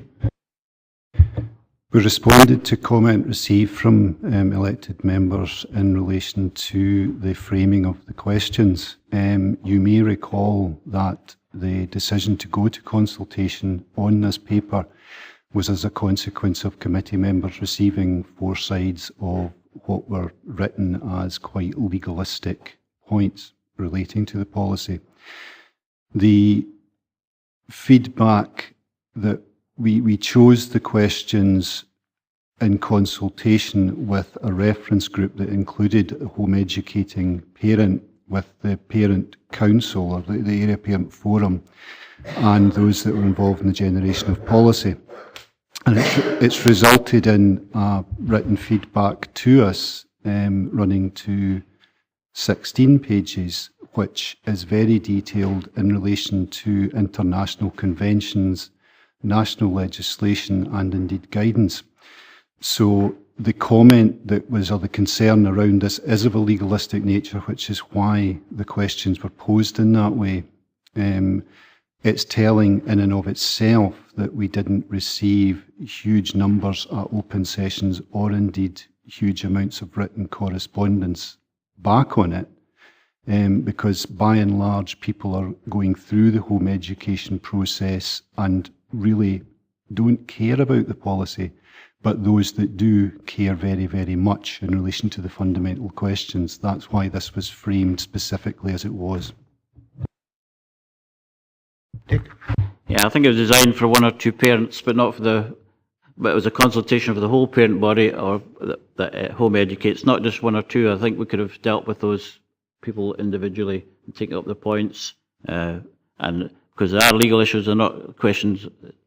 The law is set there. Maybe we need some guidance from case law, but I think for the majority of people who home educate, this consultation wasn't really relevant. Adam? I think, first of all, we need to be clear that obviously it was a committee decision to undertake this consultation, but I think we also have to be clear that in the number of parents who have decided for various reasons that I've came across who have decided to home educate, they are more than aware of the legislation that's in place. They're more than aware of the policies in place, because there are policies in place because this council has a duty to protect every single child, and we have to be absolutely sure that processes are in place, that every single child is protected, and that we do as much work as possible around that. So I think it's very dangerous to say that we could have done the consultation better, because there are some fundamental key issues at the very heart of this consultation that we must get right. If we don't get them right, essentially we will fail and would have failed children in the future.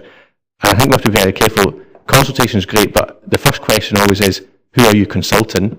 Every parent should feed into this consultation, but essentially those who do home educate will know these policies inside out and are best placed to answer some of these questions. Yes, some of them are best answered by solicitors, but we have to get a policy that works so that we can allow the choice of parents, but at the same time we can carry out our statutory duty to protect all children, whether they are home educated or in a local setting. So I think we have to be extremely careful about complaining about the way a consultation was done, when it is essential that we actually make a policy that protects every young person, whether they are home educated or not. Yeah, and must also be borne in mind there were open sessions as well where home educators could come along and express their views. So it wasn't just responding to the document as it was written. Okay. So can we move to the recommendations? Can we note 2.1? Note 2.2 that there will be further engagement, and 2.3 that will be a further report comes to the September meeting. Okay, thanks, Nick.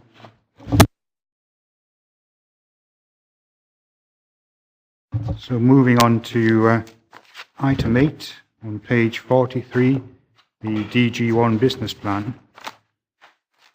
Further to elected member seminar, specifically the DG1 business plan 2019-2022, which was held on the 8th of February 2019.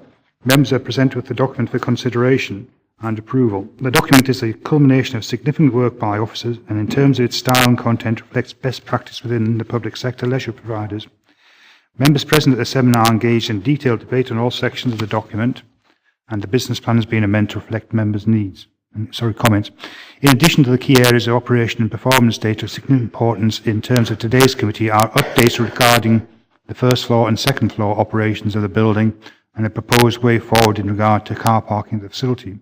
Richard Greaveson, Head of Lifelong Learning and Wellbeing, and DG1 team leaders Sally Ringland and Stuart Bigger are present and happy to respond to questions that members may have.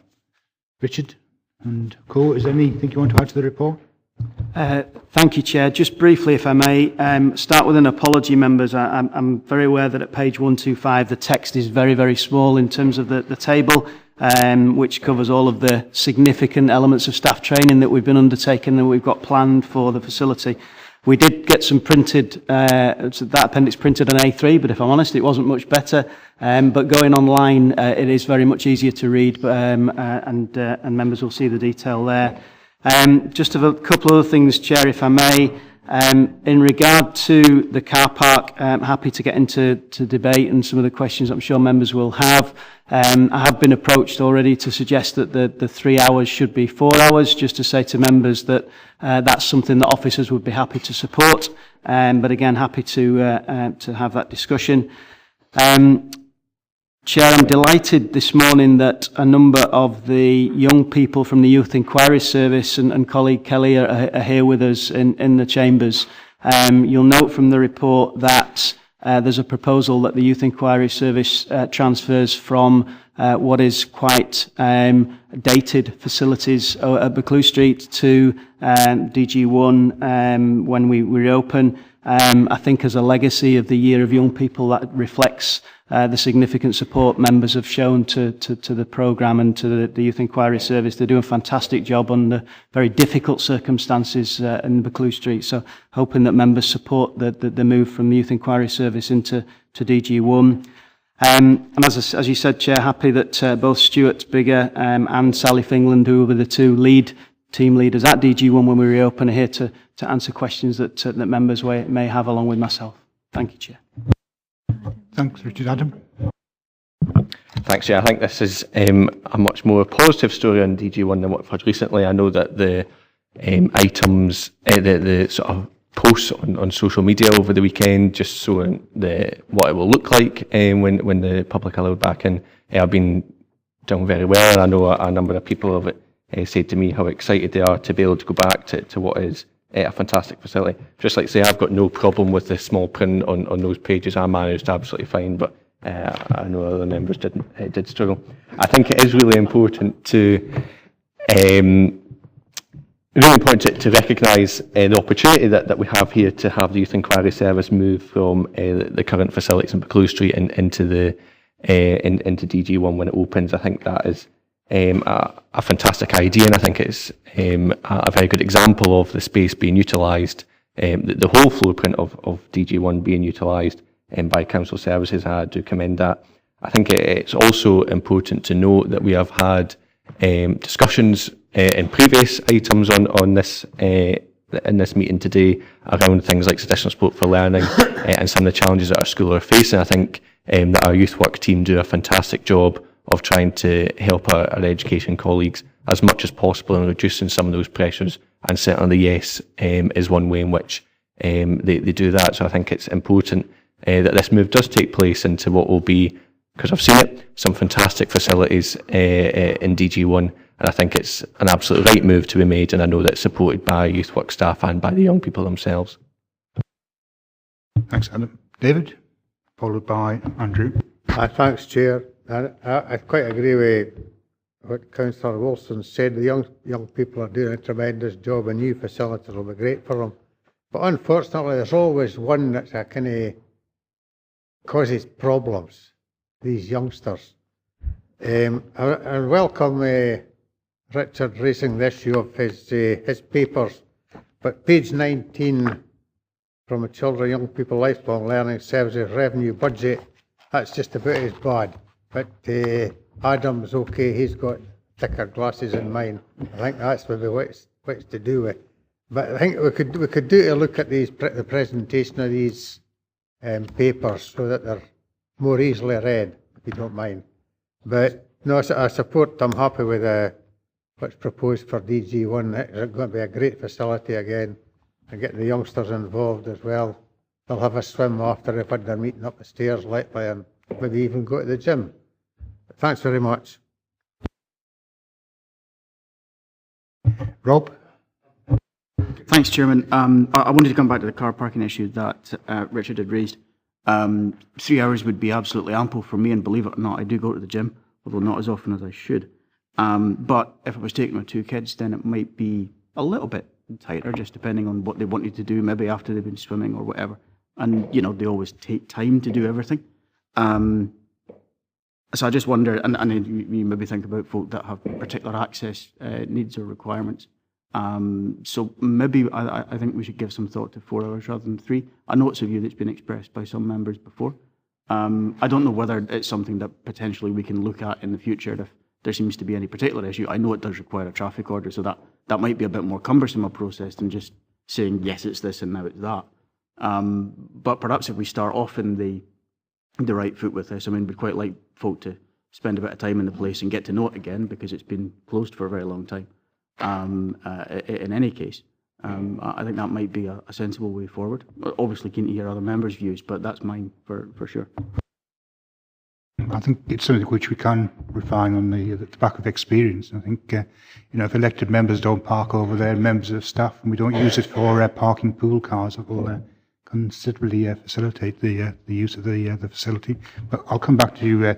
Richard's offered to explain more about the parking arrangements, then I'll call other members in. So do you want to tell us a bit more about the parking arrangements? Yeah, certainly, Chairman. I think our experience from the previous operation at DG1 would suggest to us that the approach we've initially taken, which is to request through the leader that the request to elected members not to park there, and through the chief executive to request officers not to park at the site, unless, of course, they're using the facilities.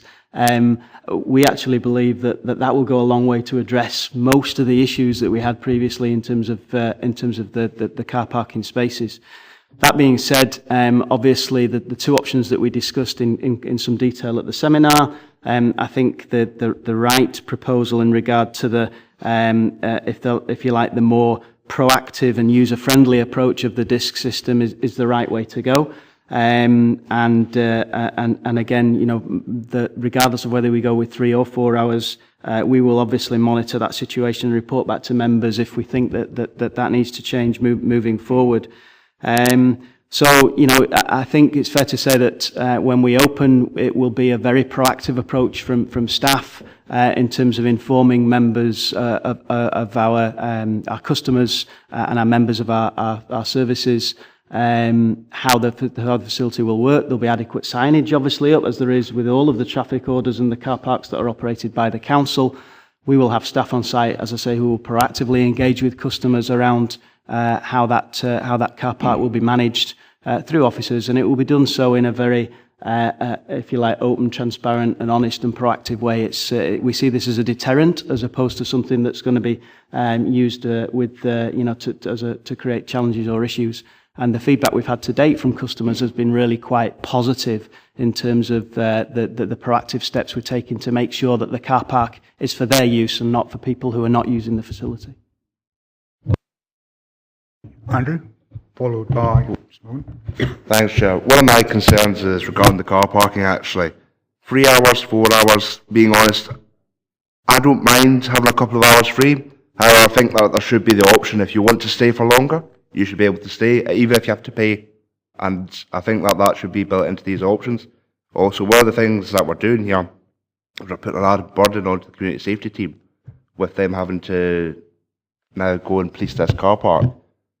So that's all I've got to say on that matter. Richard? Thank you, Chair. Yeah, happy to take those in reverse order, if I may, Councillor.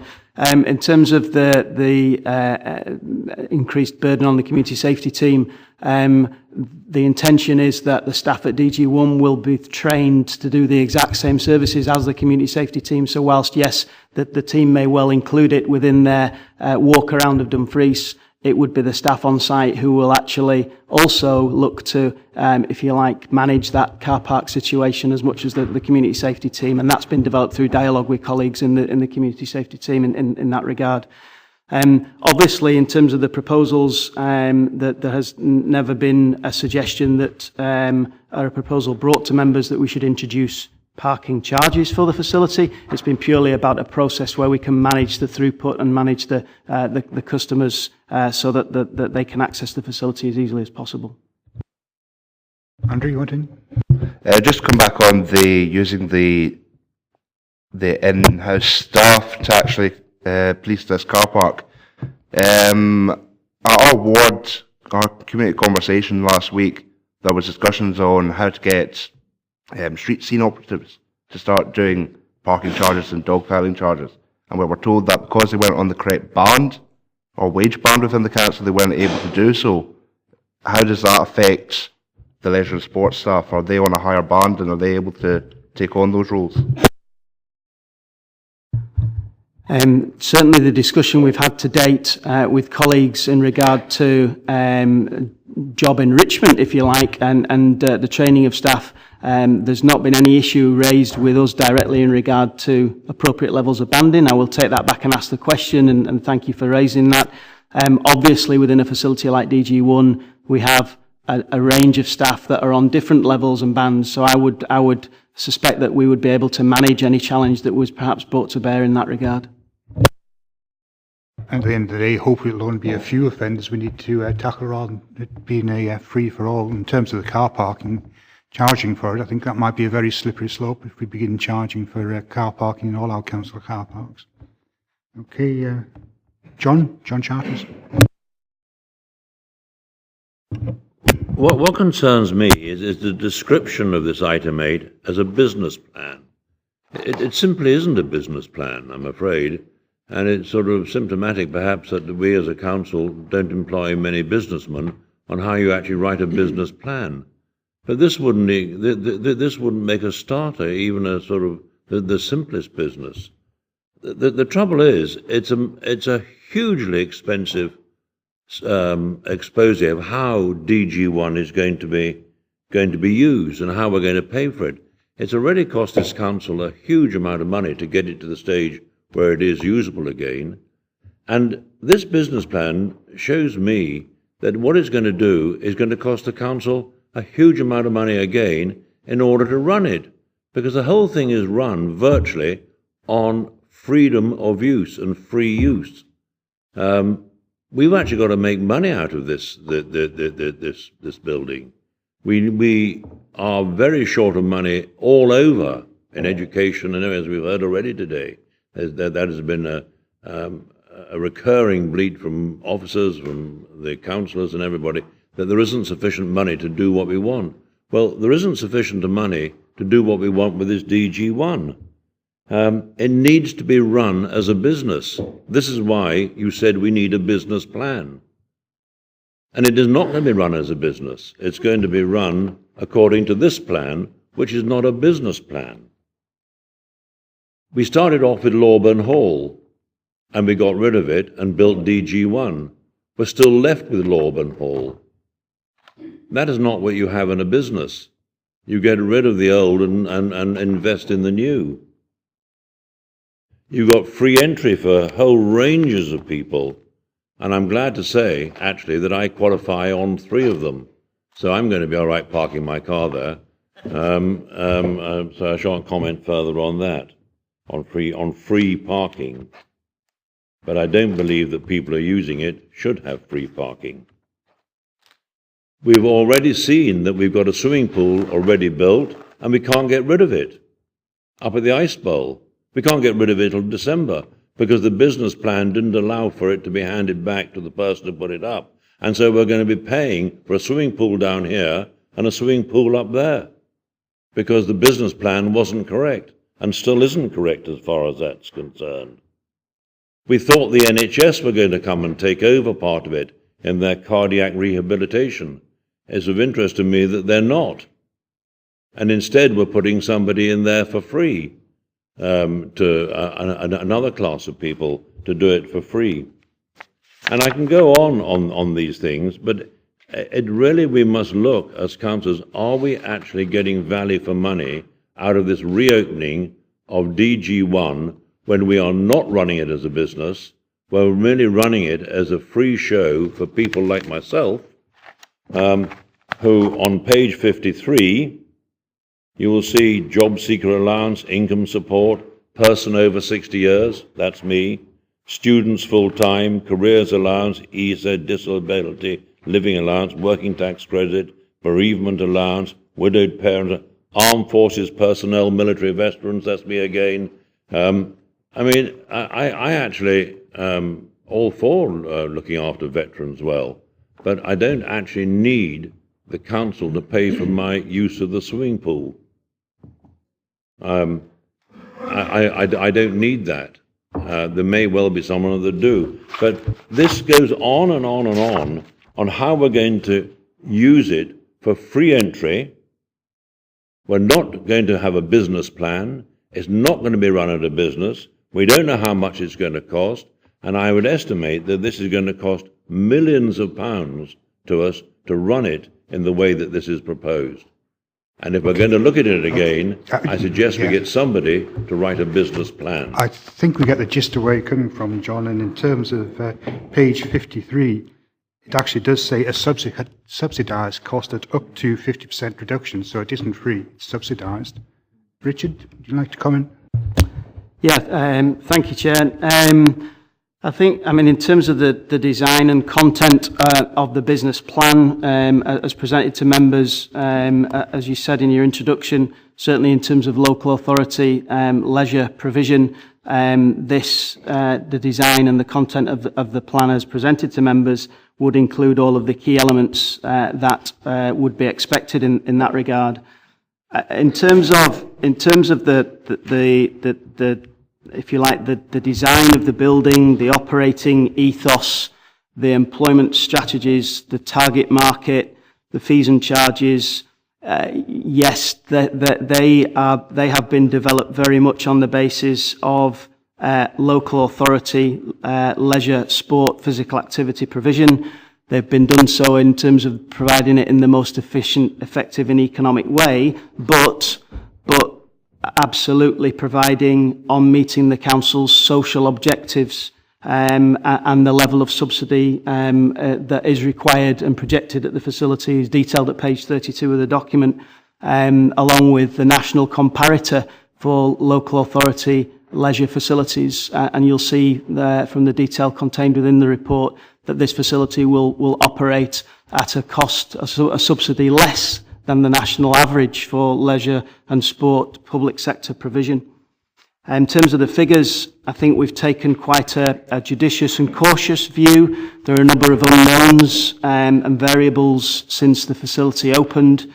We wanted to make sure that we believe that the figures are fit for purpose and the projections are accurate. It's my hope and my expectation that when we report back in 6 months' time, that we'll present a positive position against budget in that regard. A couple of other things that Councillor Charteris mentioned. The Lowburn Hall has indeed been declared surplus for provision. It was declared surplus the last time DG1 was built. Members decided to re-engage the Lowburn Hall as temporary facilities, but when DG1 reopens, the Lowburn Hall will again be surplus and be subject to the decisions previously made by members that facility will be run at no cost to the council by a community group, and there'll be a report back to members in that regard. Chair, I think you covered the sort of concessionary schemes and the easy access, which again is around the council's social objectives and targeting subsidies at those customers that need them. The temporary facilities, the temporary pool, Councillor Charteris, you're quite right. There has been a crossover of time. That's purely because when we were required contractually to commit to the temporary provision, we did so on the basis of the timeline that we presented for DG1. The capital build of DG1 has been proactively managed to the point where that timeline has been brought forward. So to that end, it's not ideal, but it's because DG1 has been delivered early, as opposed to any failures on officers' part in terms of the the contractual requirements of the temporary facility. Final comment from me, if I may, Chair. NHS, disappointing that the NHS decided that their cardiac rehab provision would not come across to DG1. Members will be aware we've been working with them for a long time to try and make that happen.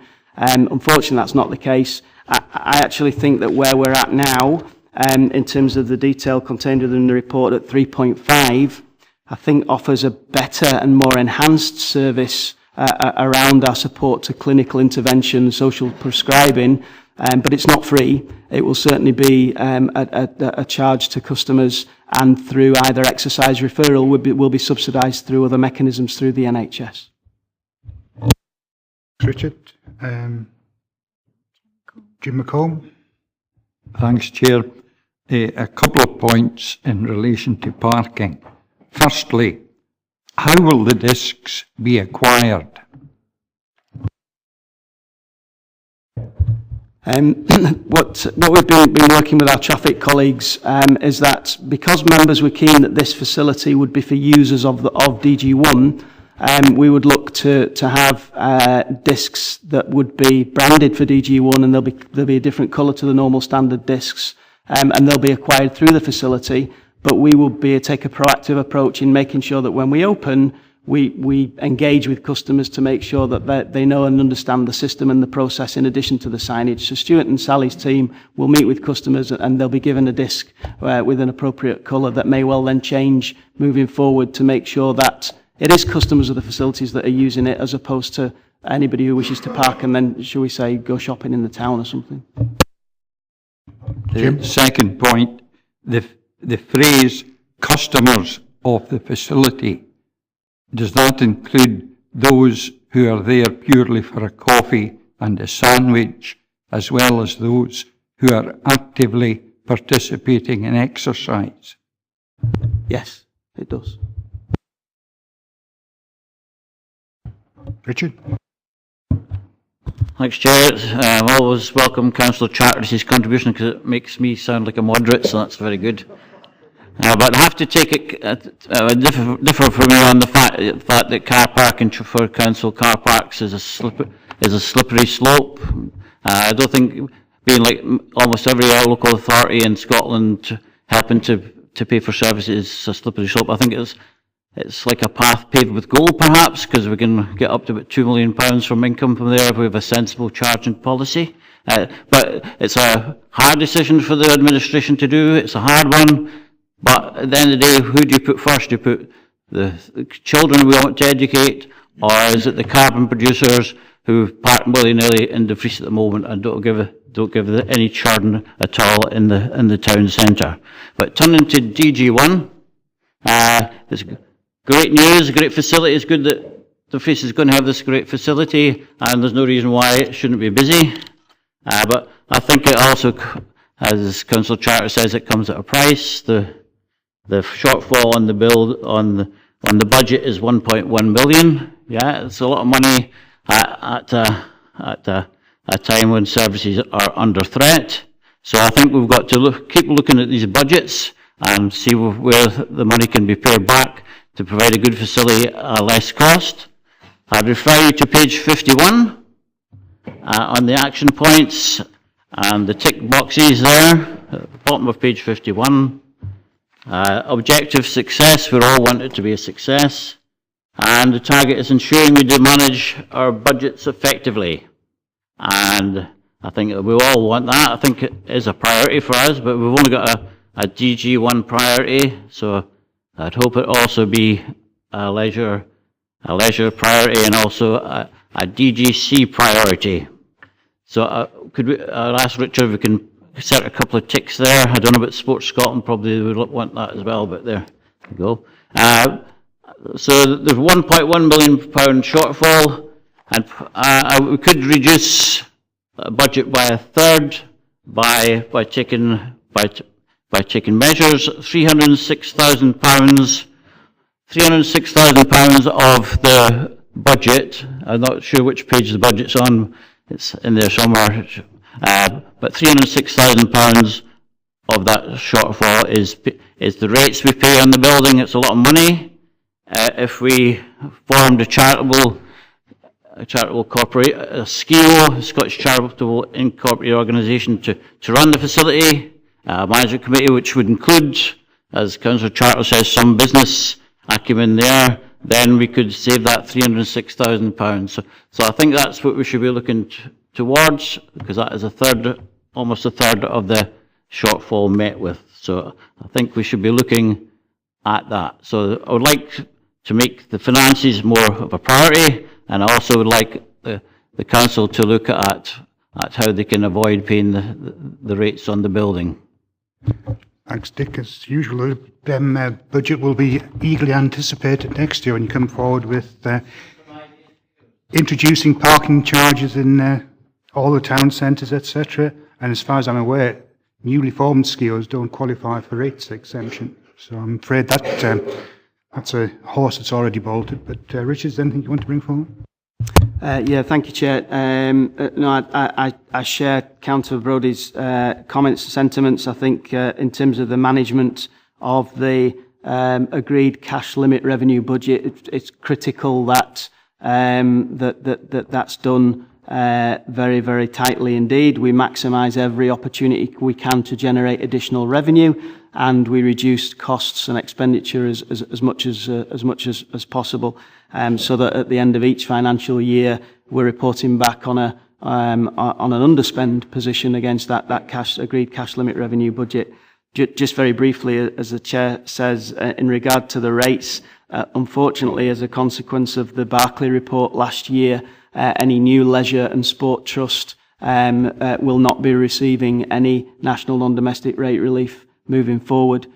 So we may well have missed that boat, but notwithstanding that, I would expect myself and the team to be managing this budget to make sure that it comes in on budget and indeed under budget each financial year. Jim Dempsey. Thanks, Chair. This report, as far as I can see, just tidies up a few loose ends. We seem to have developed it into a discussion about the leisure facility itself. I would have to say every member should welcome that. It's the flagship for the region, and it's something that we're required to do in legislation anyway. So I think it's a good news story, the leisure facility, and I think this tidies up a few ends.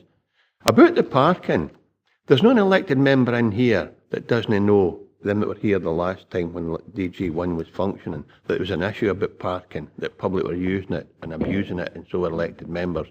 We've got a proposal for staff. I would just run with that. I'd be reluctant about the 4 hours because that goes back to a shopping expedition as well as a visit to the facility. But, let members run it, let staff run it, and report back to members, because if there's an issue, it will come to light in the fullness of time.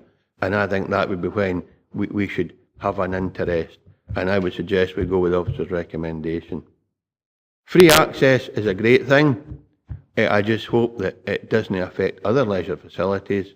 And I don't know whether there's an opportunity to offer limited access across the region to make sure that we don't have a negative impact on some leisure facilities by creating such a positive opportunity for DG1. And I'm sure you wouldn't let me go, Chairman, without me making a complaint. I see in page 69 we're saying Sanker. I see in page 69 we're setting aside £75,000 per annum for maintenance. That's £750,000 in 10 years. I have a bun fight with officers sometimes to grass cut. So I think this is a positive report again. I think that's the way we should be progressing, that we should be saying to facilities, we realise there's an issue, we realise there's a maintenance issue. It shouldn't get down to a bun fight with officers and members. We should identify a resource to support every leisure facility in the area, and this should just be a precursor to what's happening elsewhere. However, having said that, I'm absolutely content with the report, Chair. I would certainly support the sentiments contained within it. It's a very mild complaint, Jim. Okay. Ronnie? I haven't much to add to that, Jim. I don't know, but obviously a few comments. I think it is a very positive report. It's a very positive outcome. That there have been a few comments about very negative things, about costs incurred, but that's probably because of the previous lack of investment from the previous councils.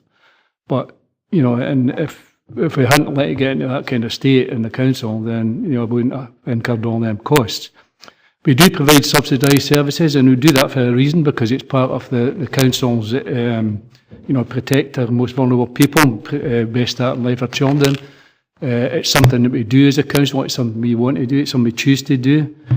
I'm quite sure that Richard will be maximising opportunities for income where and when, and it's an ongoing basis. But in the end up, we're choosing to invest in people's physical and mental health well-being. That's what we're choosing to do as a council, and I'm proud of that we do that. The parking issue, it's not an issue for me. It sounds good, the 3 hours, and I'm quite sure there won't be a flexibility built in by the staff, where if somebody needs extra because of some difficulties or whatever, then that'll happen. It's not, going to charge them £50 or whatever it is because of an extra half hour or an hour of that. So the 3 hours to me is ample. And like Rob, well, I'm a bit older than him, but I've done physical activity all my life, and I've never probably done any more than 2 hours, 2.5 hours, half an hour showering out. But, so I think it is a very good report. We've got a great facility now from the previous one, and the Lorburn Hall, as has been stated before, won't, that's going over to our trust anyway. So I've no problems with it at all. Thanks. Yeah, I think there's just a couple of things that need cleared up. I mean, at the heart of what Councillor Charteris and Councillor Brodie were saying, that at the heart of it, it felt like, oh, for goodness sake, it's DG1. They just felt they had to criticise it, and I think that's quite a shame, actually. The report doesn't say, there's going to be free access. It's about widening access to those who are most at risk of poverty. Those who are struggling with fuel poverty tend to be over 60 in rural areas. Those who are in low-paid employment. Those who are students and get quite a raw deal, in my opinion, and sometimes can't afford to. It's a sustainable business model as part of a good business plan to widen access to everybody who lives in Dumfries and Galloway. So I think that's a good place to be in. There was a point that Richard Brodie made in his amble about managed budgets. But I think that he's got to remember that he was part of an administration that when DG1 opened, asked absolutely no questions when the maintenance costs were double what was budgeted by this council. He has to remember that. So, thank you. We'll take that point on board, but we will manage the budgets. There's been a lot of reports done into DG1. There's been a lot of information provided to councillors. Thankfully, I've read all these things and pointed out these points, but I think that, Councillor, you do have to remember, thanks for the point, but we will manage the budget unlike what you did previously. I think, lastly, the point I want to make is that we quite often talk about car park in this chamber, and I think that we spend a lot of time talking about car parking, and whether it's 3 hours, 4 hours, I don't think it really matters. The questions that I would like to see answered are, I don't know if there's an active travel plan the last time that DG1 opened, but have we got an active travel plan? There are 2 bus stops there. I'm not sure if any of the provision to those bus stops were cut as a result of DG1 being closed for so many years. But I think it would be useful to know what work has been done with Stagecoach and Swestrans to make sure that full provision is put back as much as possible to encourage all options of travel into DG1 are encouraged. Yeah, thank you, Chair.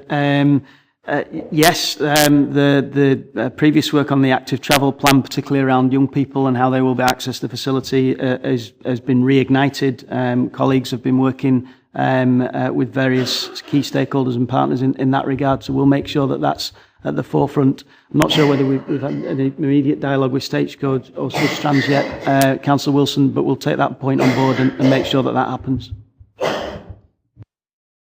So I've got David Inglis, followed by Katie. Thank you, Chair. Yeah, it's interesting we're talking about car parking so much, given that a couple of years ago the whole site could have been a car park. I think we can dress this up as much as we like, but at the end of the day, it must be one of the worst pieces of business this council will conduct. Given the amount of money that's been spent bringing this building back into use, and also that there's going to be £1.1 million £1.1 million per year subsidising this. There would be people around this table who would like to know where that £1.1 million is coming from, where the cuts are going to be made to pay that £1.1 million. So I think we can dress it up as much as we like. It is definitely one of the worst pieces of business this council will conduct. I may be wrong, but I think the Conservatives were in administration when the original DG1 was commissioned. But in terms of the budget, Richard? Yeah, thank you, Chair. Just to confirm that the figure of 1.152 million is the cash limit revenue budget for DG1 that's included in the current council's budget. Katie, followed by Jim McComb. Thank you, Chair. I'm really astounded as to the amount of negativity coming from my councillors in the Conservative Party, from the proposal to charge families to come and use our flagship facilities for their car parking from Councillor Gusty. I'm slightly confused if Councillor Ingalls is suggesting that we have no revenue budget for any sports facilities, because, you know, obviously our sports facilities have a cost. The Merrick in our own ward has a cost, the same way as DG1 will have a cost. So, and I won't even go into unpicking some of the really concerning comments made by Councillor Charteris. I think this is actually a really positive report. We can spend hours and days and weeks focusing on the negativity, or we can actually look at what we have got, and we are going to have a fantastic facility coming forward. I've never known that a project that has been delivered ahead of schedule been twisted to be such a negative thing, which is what was implied previously, which is just frankly bizarre. I would like to say that I'm delighted to see that the Youth Inquiry Service is going to be in, and I think that's really important because, and you know, that is a result of the fact that we are flexible. We were looking at occupational health being in there, but because that didn't turn out to be a possibility, we've now got Youth Inquiry Services, and I think that's brilliant. And it should also be reminded to everybody that, you know, that's a specialist service within our region, and it's for all of our young people in the region, not just Dumfries. So I think that's really important to point out. I'm also really delighted to see that we're going to have a free access opening event. And actually, one of my questions was, can we link the Youth Inquiry Service into that open free access to actually promote the really positive work that they're doing within our region? I think it's great. I think we need to be able to be showing that this is a flagship facility for our whole region, and for that, obviously, we've got the summer school holiday programme. Now, I'm aware that summer school holiday programmes, we have a Wigtonshire one, we have a Stewartshire one. Can I just ask that the summer holiday programme that's involving DG1 is actually, the information is put across all our schools within the region and not just the schools within Dumfries? But I would just like to thank officers, and yeah, bizarre amount of comments coming on this paper, but thank you for the positive report that we've had this morning. Richard? Thank you for your kind words, Councillor Hagman. Yes, to both the questions, absolutely, we'll liaise closely with the Youth Inquiry Service, not just for the opening, but their ongoing use of the facility, because in terms of physical and mental health and well-being, it's really important that we utilise those services. And yes, of course, we'll make sure that the information is cascaded throughout the whole of the region. Okay, so I've got Jim McComb, followed by Dick again. Thanks, Chair. Just a simple wee point with regard to retail provision. We obviously wish to maximise the income from that. Could I have an assurance that card payment will be available, unlike the situation with some other facilities? Through you, Chair, delighted to inform members that we have just completed a tender exercise for a new leisure management system that will run out through every leisure facility that we operate. So that for the first time, in our opinion, as leisure professionals, I think we'll have a fit-for-purpose leisure management system that will allow for online payments, etc., and allow us to operate, as we've said previously, in a more efficient, effective, and perhaps more commercial way as well. So I've got Dick, Ronnie and Andrew, and I think we'll move to the recommendations. Dick? Okay, thanks, Chair. Councillor Wilson, at the last council meeting, he made a personal attack on another councillor. Today, he's making a political attack on somebody else without getting his facts right. When I came onto the council, the DG project was well underway. The chairman of the committee in charge of moving forward with DG1 was a councillor from another party. He's in the room today, but I'm not going to make it a political point about saying which party was it, because we all have to take account for what we've done. We all got this, what happened in the past. I was very positive about DG1, and when I spoke, I said it's a great facility and there's no reason why it shouldn't succeed. But common sense makes you say, well, it's a huge budget. Our education budget is under terrible strain, and we have to be careful with the money. We just can't just throw away 1.1 million. We have to look at how we can reduce that in future years, because that is the nature of the game. Because in a year's time, we'll be moaning about another round of budget cuts, and we have to take action. We want to preserve education. We want the administration to get together, work with other groups if you want, and find ways to improve our budget across the board. I hope Councillor Wilson's not going to reply, because it just mean I'll have to reply back to him. I'm sure sports and leisure as well, aware as the rest of us what the budget pressures are this year and in subsequent years. So I've got Ronnie, Andrew, and then Rob. Ronnie? Thank you. I think, going back to the business case, and the comments there from Councillor Hagman regarding the year services, I think the year services are very good, but they're based in a porta-cabin, more or less, in Buccleuch Street. But obviously there'll be no costs incurred in the porta-cabin, or you'll be making more money from that, which will negate some of the costs of them moving into DG1. So I take it would be that kind of scenario for them to provide their services in there, and something else will happen in Buccleuch Street, whether it's sold on or whatever it might be. And Jim there in his card payments and that, I think very interesting. It's old school, that, Jim. We now use phones to pay things. just to let you know. But yeah, if you could answer that for me, Richard, regarding the porta-cabins. Thanks, Councillor Nicholson. Yes, the limited revenue budget that is available at the Youth Inquiry Service will transfer with the service, so there'll be no additional cost, but the service will be retained and protected in that regard, as will some of the other services that will come as well and be enhanced in terms of LGBT and in terms of some of the sexual health clinics, etc., with the NHS. So yeah, a positive story. Take Rob as a first speaker on this round. Rob? No, I was in earlier on, Chairman. All right, well, thank you very much. You're most generous. It appears that there's a great deal of enthusiasm for extending the parking time from 3 hours to 4 hours.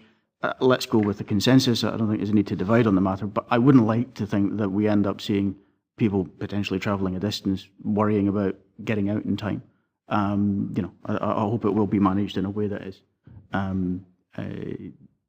sufficiently welcoming, I think I would say. There have been aspects of this debate that have been unexpectedly and remarkably unedifying. This administration inherited a disaster which was one of national proportions, frankly, given the unprecedented attention it attracted from across the country. And we acted decisively to put it right. And the work that's being done on that is ahead of schedule and entirely on budget, as members will hear on Thursday. When we made those decisions, there was an opportunity for the entire council to come together collectively and do the right thing in the interests of the region and all the people who would expect to rely on or enjoy the services that this centre would have provided had it been done properly in the first place, and will provide once it's open in the summer. Of course, there were members who decided not to take that path. That's a matter for them. I rather wonder if some of what's informing their comments today is the growing realisation that they backed the wrong horse. Thanks, Rob. Andrew? Thank you, Chair. It's to set the record straight. I did not say that I believe that we should be paying straight off the nose for parking here, just to put that record straight. I believe that we should get 3 hours free, but we shouldn't be restricted to the 3 hours, and we should be able to top up that time with maybe 50p an hour or something like that. But also, talk about the 1.1 million, that is equal to the full region's youth work services budget. It's massive. It's absolutely massive. And I've also got an amendment for 2.6, but we'll take that when we go to recommendations. Okay. So just before we move to the recommendations, I actually took the opportunity to go to DG1 on Friday afternoon with Frank Crilly acting as my guide. And, you know, you can, although it's still very much a building site, you can actually see the potential and what a marvellous building this is going to be. And I think it's going to be even better than the building would have been when it first opened. I think it's going to be a much more attractive building. I think it's going to be much more user-friendly, and I think it will be a flagship for our region. So I think what we've done is, through the work of officers and everybody else involved, what we've taken is being a very poor situation into an absolutely brilliant situation when it opens in July. Okay, so can we move to the recommendations? Can we, 2.1, approve the business plan? 2.2, agree to receive twice yearly performance reports as part of the Communities Department Service Plan reporting cycle. Can we note 2.3 that the wellbeing activity area will be located within the first floor of DG1 as detailed at 3.5 of the report. 2.4, agree to the inclusion of the youth inquiry service within the second floor of DG1 as detailed at 3.6 of this report. 2.5, agree to the proposed free access to a summer programmed activity as detailed at section 3.8 of the report. And 2.6, agree to implement a car park disc system supplement with instruction from the leader and chief executive to members and council officers that the car park is abused by customers of the facility only as detailed at section 3.7 of this report. Andrew, you want an amendment? Chair, I'd like to put an amendment forward that we allow 3 hours of free parking, and then afterwards it is a top. You pay for 50p per hour or so and use a barrier system to monitor that. Similar to that in St Enoch Centre in Glasgow. I would imagine it's going to be quite a significant cost associated with that. Do you have any figures? I don't have any figures. Then can we defer that decision to the next paper then, please? No. Rory, you want to come in before? Well, I was going to ask for figures, and I was going to ask the cost of actually policing the 50 pence, and I was going to ask, the cost of the people that actually want to use DG1 after the 3 hours would be, they wouldn't be able to get into the car park because of somebody away shopping with a 50 pence ticket. So do you have a second for your amendment? Are you taking the amendment, Chair? Because you just said no. No, no, sorry, that's quite right. Yeah, we don't have any facts and figures, so I don't think we can take them. I'll ask for governance. Advice from governance is it's not competent. Can we defer that point then to the next committee? Is that competent?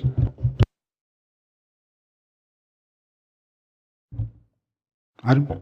I think we need to get advice from officers on that. I imagine that this report's been brought in a timely manner and expecting the building to be open on a specific date. So I think I would like advice from officers on what the effect of deferring would be. Richard? Thank you, Chair.